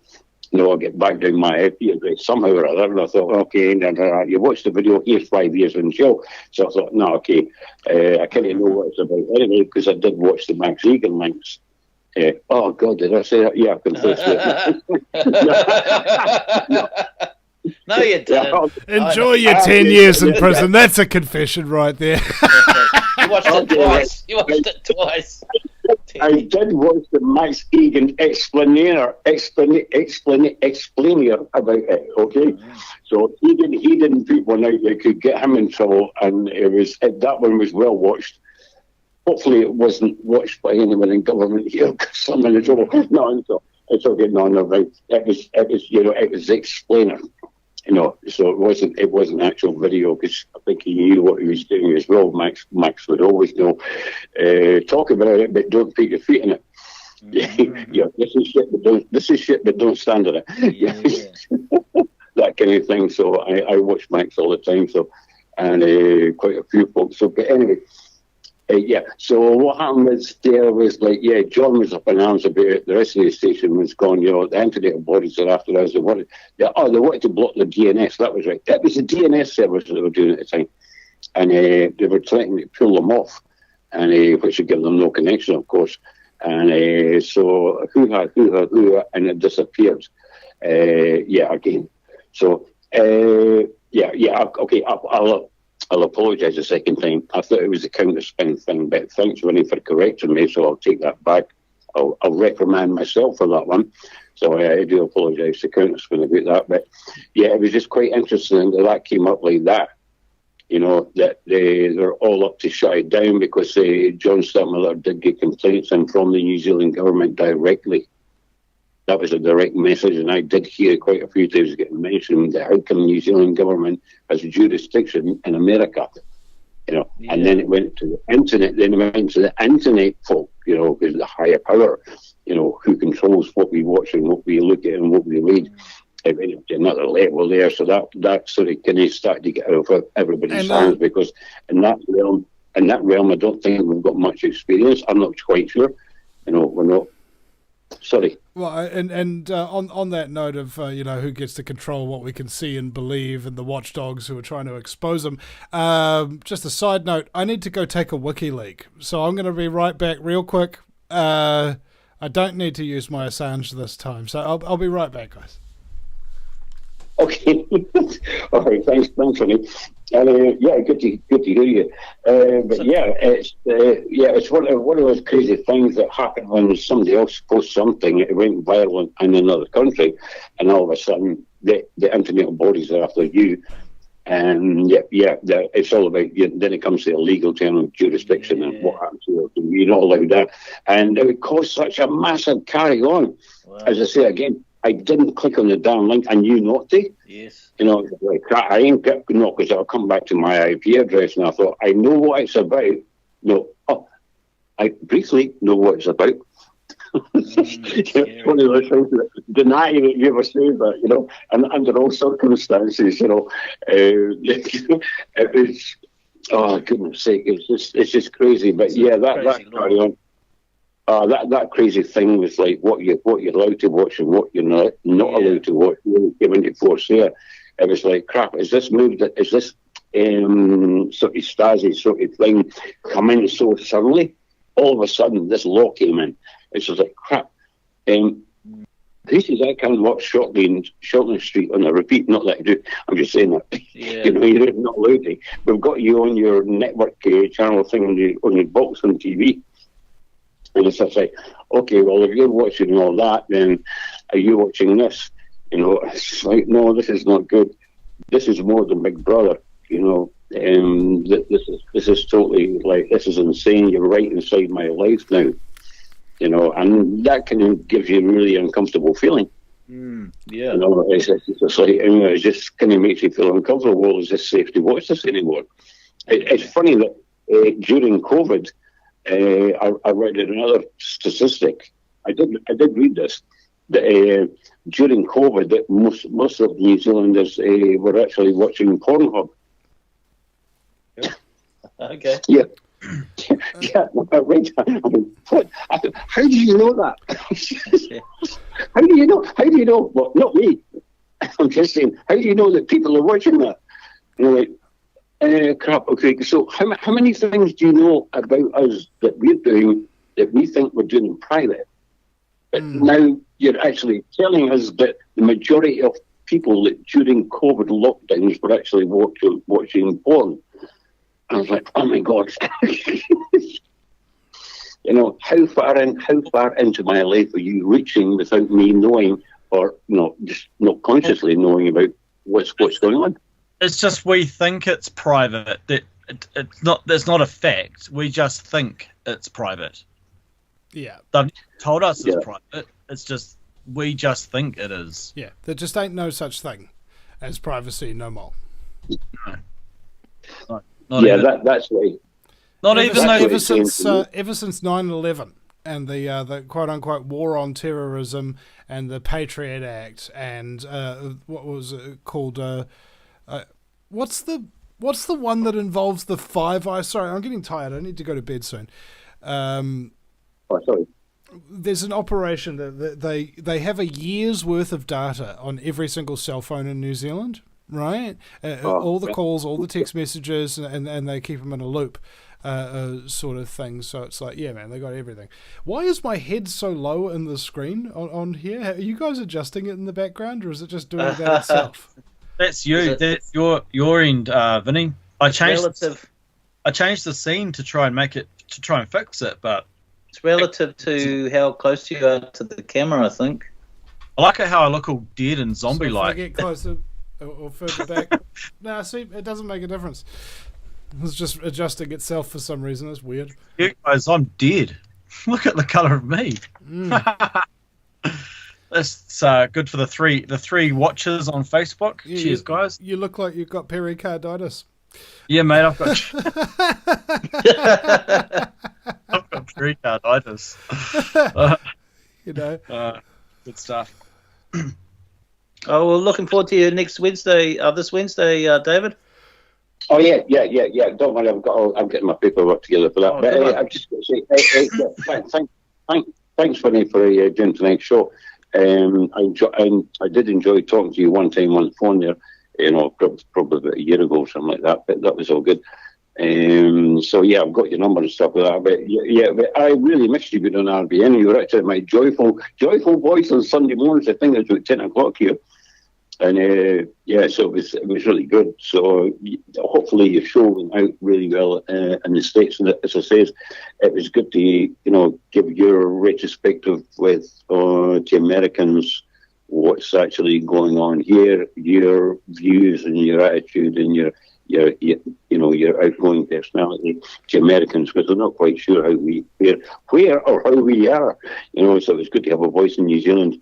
Well, I think reaching out there. So the most common phrase that I get from my guests after a show, usually guests who've been on a lot of shows, like thousands or whatever, they'll be like, that was the best interview I've ever done. Like, it happens more often than you'd think.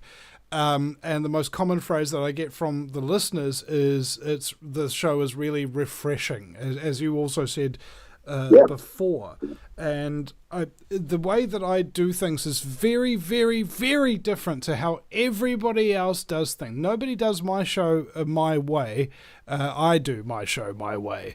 And I think that's just how I think everybody should run their shows. It should just be an extension of their personality and the way that they live their life. And the way that I live my life is fun, not too serious, but can be serious and can be not fun, right? So that there is actually a variance. And I was thinking about this the other day, is the reason why I'm getting into filmmaking now is because if you're in the conspiracy or in the news game, you are exposed to the genres, right? You know how there's drama, all right? You ever spoken to an activist about what the persecution that they went through or something? That's drama. You ever spoken to somebody about the censored technologies and things of that nature that the US government has available? There's your sci-fi. You ever talked about the ancient world and the epic of Gilgamesh, or the reptilian overlords that created our flesh, that kind of thing? There's your fantasy, right? Yeah. Tartaria also goes good on fish. Now, there's a way of going about things where you can make your jokes worse than the subject matter, and in so doing, because the jokes are just that bad, it lessens the blow. Like, yeah, I know that there's satanic pedophiles and things like that trafficking children left, right, and centre, but at least they're not as bad as Vinny's jokes. It helps you to... I mean, to me, you can make death sound enjoyable. I know, right? Well, it is the life. Yeah, no. Sorry, man, I have to get up on them. Yeah. Sorry. I could die and not have to listen to Vinny's jokes anymore. I'm starting to see the great goodness of this. Okay, better hang up and let some other callers call in. So, thanks for taking my call, and thanks for your call. Thanks for taking my call, Vinny. So, really enjoyable, Brendan and Barrack. So, thank you again. Yeah, I'll have your script ready for Wednesday. So, don't worry. And before you go, Chris, before you go, Mr. Trotter, just remember 10 a.m. is now the broadcast show time, and you can just go to the VinnyEastwoodShow.com and you can click on the latest there, or you can listen to it live on groundzero.radio. I stream it live on Facebook, Vinny Eastwood on Facebook, YouTube, and Twitch as well. Twitch is probably the most reliable place to get it, but also the most difficult place to watch it for some people for some reason. But anyway, thank you so much for your time, Mr. Trotter. Thanks for it. I'll get on to that again, because I do miss your shows, on RBM. So, you're a joy to my Sunday morning, so that was always good. So, thanks again, Vinny. Okay, thanks again, guys. Okay, thank you. Cheers, mate. Thanks. Okay, thank you, guys. Bye. So if there's a bit of an audio problem, let us know in the comments. Thanks, Daniel, and thanks, Clay. Apparently it's not that clear feedback echoing. I did hear that, but I think it's stopped now. But I've also got a Live. Got a message here from Mike Gavin. We need a freedom summit in New Zealand. All welcome. My enemy's enemy is my friend. Unity is the key and always has been. Yeah, cheers for that. Summit. Yeah, we are solutions-based radio, and that's a good What solution. would be a freedom summit? Just what would be? I don't know. Maybe an Aotea Square or something, or somewhere a bit more central. I don't know. It'd be better if you actually did it at some kind of summit, like Mount Eden or something. Yeah, maybe. Yeah. One Tree Hill, no Tree Hill. Okay. Yeah, that'd be a good idea. How about that? You do that big that big Paris. What is it? That big volcanic crater in the middle of. Yeah, that would be cool, eh? They don't really use them at all, do they? Yeah, An amphitheatre. That'd be a natural amphitheatre, wouldn't it? That'd be awesome. Echo stopped as soon as Dave disconnected. Thanks, Daniel. Yeah. Oh, that's interesting. Yeah, that gives me an idea to do some megaphoning from inside a volcanic crater. That'd be fun. I love megaphoning. I keep a megaphone in my car, just in case. And boy, it's come in handy sometimes. As do I. Nice one. I remember one time we were rolling past some person wearing their mask on their face, and they go, "Take it off!" Just as I'm rolling past with a megaphone. I did one outside a whole bunch of people that were queuing in this place in Wellington called Kilburnie, it's called the Recreation Centre, and they're queuing down the footpath for their rat tests. And I just couldn't believe it. I could not believe that people were queuing for a test to see if they had this thing that they had no symptoms for. It just blew my mind. All because it blew me away. And so here I was up and down the queue, up and down the street in my van, out the window with my megaphone, saying all sorts of things to them, just like, you have been brainwashed by the media. Just stuff like that, because, man, it was just sickening. And they'd all just ignore me. They'd just put their heads down, head in their phones, Yeah, I remember I took a megaphone to the Resolution Festival one time. It was like Franco who was like leading the crowd in this kind of like ceremony and song and stuff like that. And this music came down and the clapping stopped and there was this little silence. And there's Vinny with his megaphone. That was reasonably okay. I remember you and your megaphone doing some protests in Wellington, walking beside you, and like I'd give you some ideas, like as you were trying to rhyme. Yeah. And I'd like give you, and you'd like say them out over the megaphone. It was pretty cool, actually. Yeah, I could do that.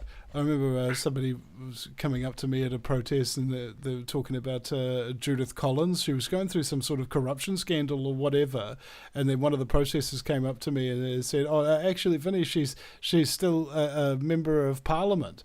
She hasn't even been kicked out yet." And I go, "Well, it's easy to be an MP when your soul is empty." Yeah.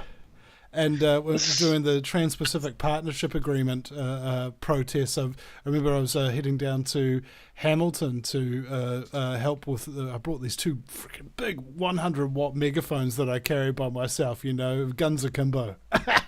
And on my way down on the drive, I came up with a little bit of a rap. It was the TPPA should be used for TP when you need to PP at a PPTA meeting. Hey, look at this. Look at this, folks. Look, I've got one here actually right now with me. Oh, yeah, there you go. What is it? Megaphone. Oh, nice one. Off, on. Hello, yo. Yo. Here's my megaphone. Nice. Megaphones always sound cooler or funnier or something like that, because you expect protesting or some kind of chanting or whatever, or some kind of directions to come out of it. And I remember one time, if you guys ever remember the Love Police from late 2009. Oh, yeah. Charlie Beach would go around. Yes. And they were just funny, man. They were using the megaphone to just talk to the crowd, and they were just really, really good with it. And so London, eh? Yeah, I did myself a Love Police a video myself with the megaphone out the window of the van while we were driving down the road. That was fun. Nice one. Yeah, my megaphone had some great use at the protest.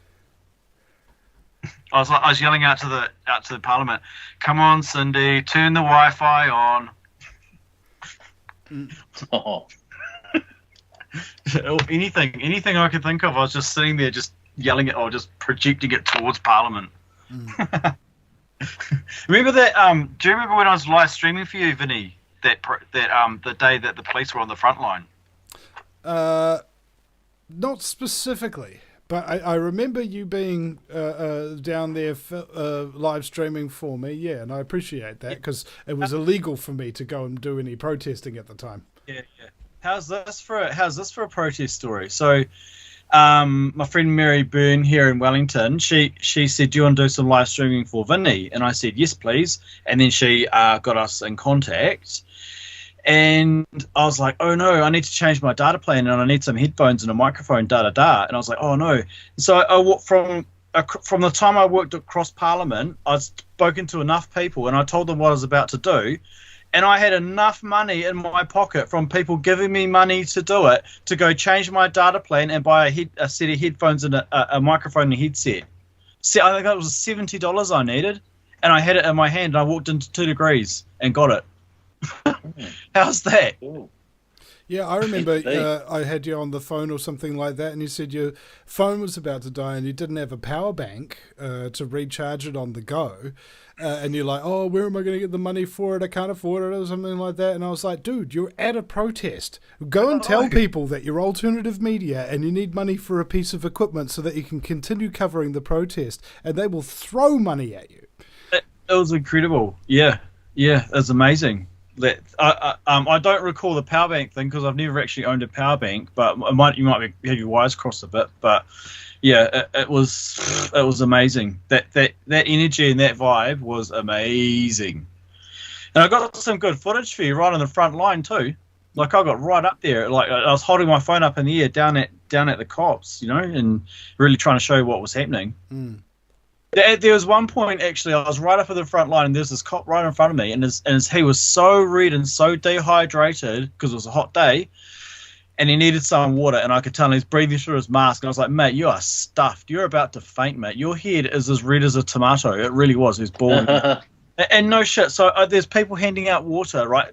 Sealed water bottles. And I go, "Hey, could I have a water bottle here?" I was like, "Mate, just take your mask off, have a drink of water. Honestly, this is from a human being to a human being. Let's just cooperate here, and I just want to give you some water, bro, because you're about to faint." And he didn't do it. He wouldn't speak to me, wouldn't take his mask off. And I was like, "Stuff it." I opened the thing and just tipped some water over his head. And I was like, "There you go, bro." I know you're happy, bro. I know you're thanking me. Even though you won't admit it, I know you're thanking me, bro. You needed that. You're looking a whole heap better now.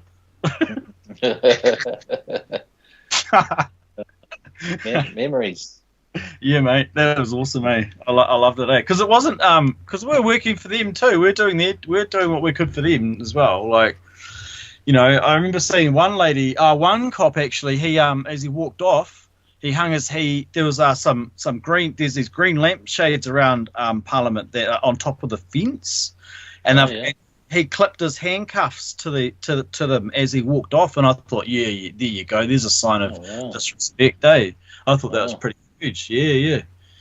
And those handcuffs stayed there for quite a while until I think somebody pointed them out to them, and then cop just walked up and just undid them because they're universal keys, so he just undid them. Is that right? Okay. It's good to know. Yeah.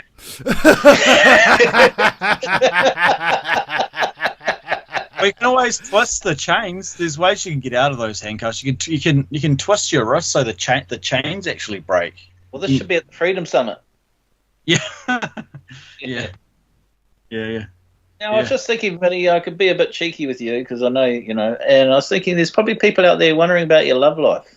You don't have to say anything if you don't want to, but I'm just got a feeling there's probably people out there maybe too scared to ask. Well, it's, for one, none of their business, but for two... I've broken up with my recent partner, so I've got 2 children to 2 different women, but I have a good relationship with them, and I'm still supporting them and taking care of my kids if and when I can, which is actually quite regular at recent. So I'll be working 1 minute, and then I'll be running over to take care of my boy the next. And so the real difficulty is I need gas money to be able to go up to Whangarei to see my daughter, but that might not be for too much longer because I think her mum's going to move back to Auckland so that both my kids will be nearby, so I'll be able to take care of them far that's more good, often, and it's just good one. I had to take my daughter for a whole weekend, like no prep, no nothing or something like that. Just take my daughter for a whole weekend. She's 4 years old. And you get the impression of just how difficult it is for her mum to take care of her 24 hours a day, 7 days a week. It was just like a weekend was tough. And I'm like, I need to be taking care of her for, I don't know, 3 days a week or something like that. I've got to make up for lost time because I really miss my kids.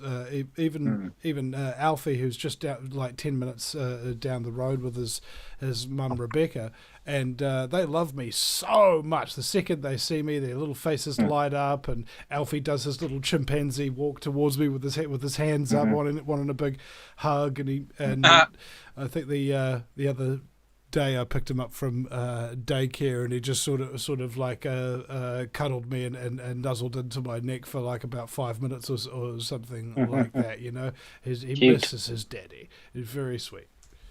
Oh, that's good. Well, that's good news. Yeah. They're coming back to Auckland. Well, eventually, maybe, hopefully, I don't know. Just back to things we saw at the protest. Daniel messaged in. I saw the miracle of Food HQ and how the provisions just turned up as needed. I'd have to agree with that. That was pretty amazing how the food thing happened. Yeah, it was just amazing. We all found our little jobs. We all found our little things to do, and it was awesome. It just happened. And there was even fishermen that brought in fish. There was some really nice food that came through. Even the Hare Krishna food was awesome. I deliberately queued up early for the Hare Krishna stuff because it was just so nice. They brought a chef in from Auckland apparently. Yeah, I remember going to a festival. Was it Resolution? Or no, it might have been New Zealand Spirit Fest, and there was a Hare Krishna tent just down the hill from us. And at 6 o'clock in the morning, every morning, doesn't matter how late you were up or something like that, they'd start up with their songs and stuff, and I'd be like, man, I wish they'd just hurry up and finish. I suppose if Hare Krishnas didn't have really good food, it probably wouldn't be a successful religion, would it? No. But a bit cheeky there. They just give the food away for free to a large degree, don't they? Yeah, it is very good food. That's how they indoctrinate people into their cult. There's also part of my job was there was a food stall from, I think it was a Marae that was doing it because they had those portable hangis. Oh yeah. And every time their rubbish bag was full, they put it on the hedge next to where my van was, and I'd see it there, and I'd take it to the rubbish pile for them, and that means I didn't have to queue up for food every night. I could just go into the kitchen and just grab some. But I'd also help out in the kitchen as well. I'd also like serve food and do what I could. Big Norm. Two guys showed up in kilts offering to shoot deer and bring them in for the spit roast. It must have been at the Wellington. Yeah. So. All this talk about food, I just realised that I haven't actually had dinner yet. Oh no! And, no! I've had a pretty full on week with filming and stuff, so I'm sorry guys, but I'm tired. Yeah. Okay, mate. Thanks for going as long as you did. I know you normally go to bed at 8 these days because you get up early and you got your show tomorrow morning. Yeah, that's right. Oh man. All right, man. So, guys, thanks for inviting me on. I like the setup. You guys have got a good little trickle of listeners coming in. That's not to be sniffed at, actually, to get an audience of this size this late at night when you've only been going for as long as you have. That means you're doing something right. Oh, cool. Yeah, we're hoping to get some more good guests on and maybe some regulars so they can spread out over the week too. And that invite goes to you too, Vinny, of course. Yeah, of course. So, just let me know when you want me on and stuff like that. And I'll turn up if I'm able. Oh, okay. Cool. Awesome. Thanks, bro. Thanks for everything. Like I said, it's been awesome. Like I've first discovered you in about sort of 2011, 2012 sort of thing, and here we are. You're on my show. Because I know you're busy with your filming and stuff. You were saying today, but I was thinking about the panel idea, Freedom Panel. So. If you want to do anything with your peers, and have a regular weekly thing, would be cool. We could do a Freedom Panel on Skype and broadcast it. Well, and you can, of course, if you want to just rebroadcast my show or / air it live kind of thing. That way I don't have to do a whole other show.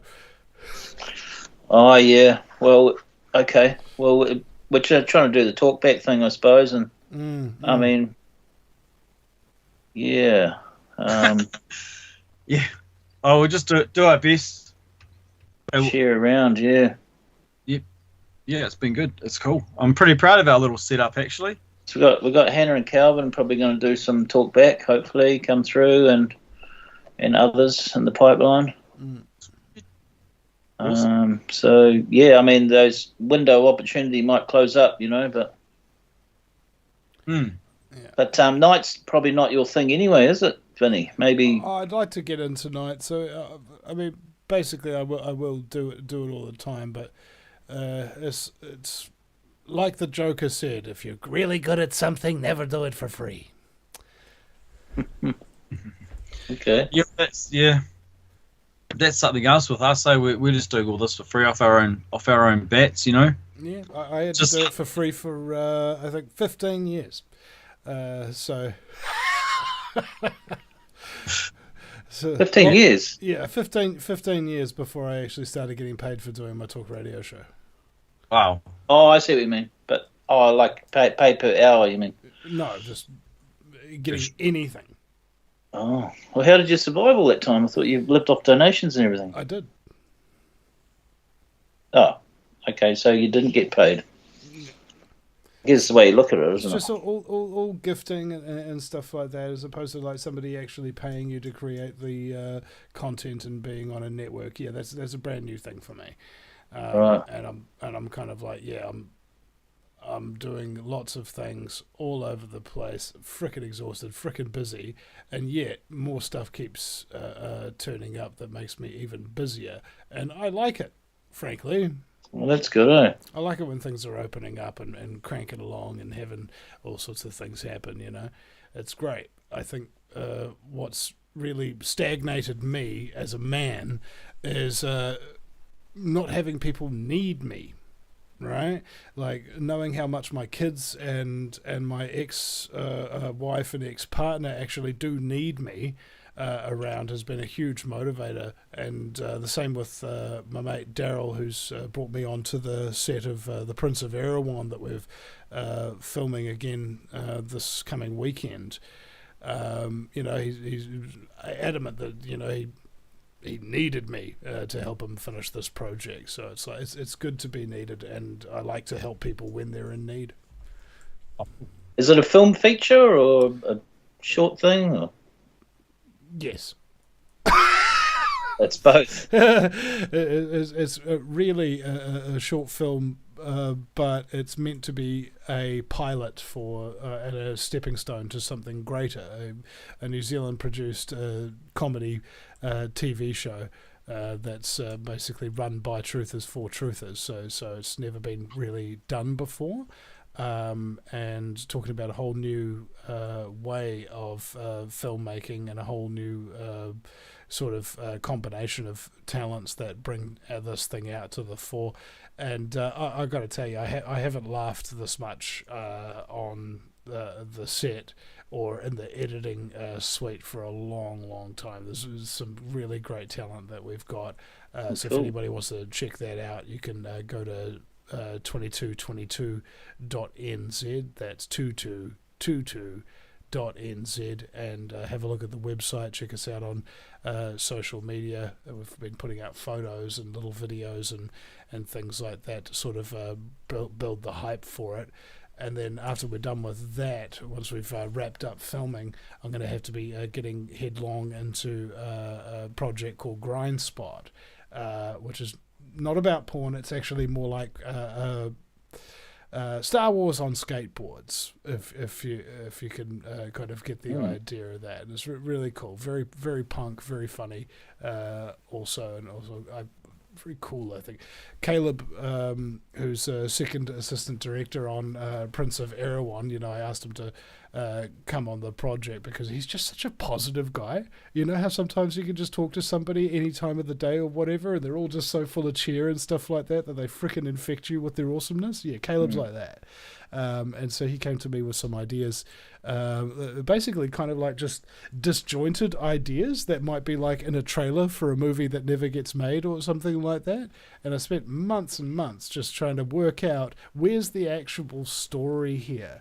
And now we've got it, and the script's, I think, well over halfway done, and the rest of it's just kind of like filling in the blanks, like the hard work of trying to make a story that makes sense out of his ideas is done.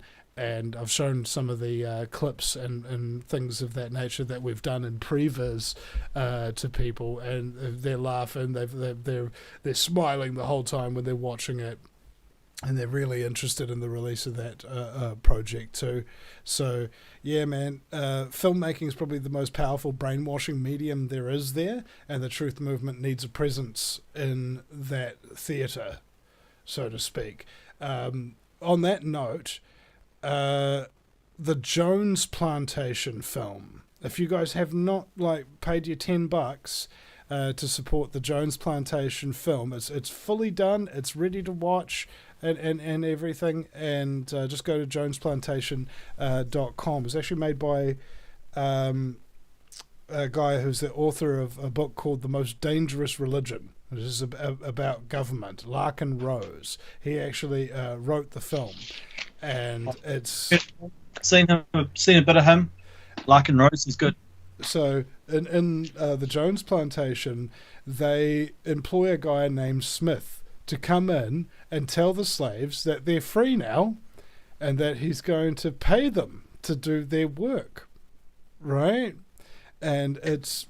I don't really want to give away too much of the plot. All I can say is, you remember that feeling when you walked out of the Matrix watching it for the first time, and you look down the street and the world seems a little bit different now because your mind's been blown about what's possible? I haven't had that effect from a film since 1999, and when I walked out of the Matrix, until last year when I watched the Jones Plantation. So if you really want to see a movie that is actually just so good, for not only to watch, but for your brain and your understanding of how modern slavery sort of works in a analogistic sort of way. Definitely can't go past Jones Plantation, man. I was really enjoyed that film. Okay. And the other one was 222.com, was it? 2222.nz. .nz. Yeah, 2222 Pictures. It's Daryl Jones's little project there. Okay. It's a very one. So yeah, guys, I'm sort of. Right, mate. It's called Good a on you, mate. pivot. It's called a pivot, apparently. You know. Where you turn and leave, eh? Yeah. So no worries, man. I'm definitely Understandable. not leaving the radio or the truth movement behind or anything like that. This is my day job, and so in the terms of developing stories and things like that, they really mean something to people and make them laugh, make them cry, make them think. That sort of thing. That's where I really am focused and putting my the bulk of my free time and attention into these days. And I'm freaking the only other time when I've had as much fun, I wouldn't say more, but certainly as much fun as I have on a film set is when Vinny and the Vendettas were performing. Okay. Good times. Yeah, that was good times, man. All right, guys, thank you so much, and hopefully the audience will be kind enough to go over to the VinnyEastwoodShow.com and flick us a donation for all the work that gets done and helping to keep people feeling happy and hopeful and laughing and feel listened to and not feel alone. That's the basic point of the show, and I know that it does help people to get themselves into a good headspace, including V from the Red Pill Hardcore show. He started his show after listening to mine because I told people on my show to start their own. And he used to listen to my show. He was a targeted individual, so very high stress levels, that kind of thing. He used to listen to my show before going to bed, actually, because it's the only thing to get himself into a good headspace where he could actually drift off to sleep afterwards. And in the absence of the Vinny Eastwood show, he would watch cat videos. So the Vinny Eastwood show is like the cat video of the Truth Movement talk radio circuit. And I'm also a bit of a pussy, but thank you guys. All right, man. Hey. All right. Cheers.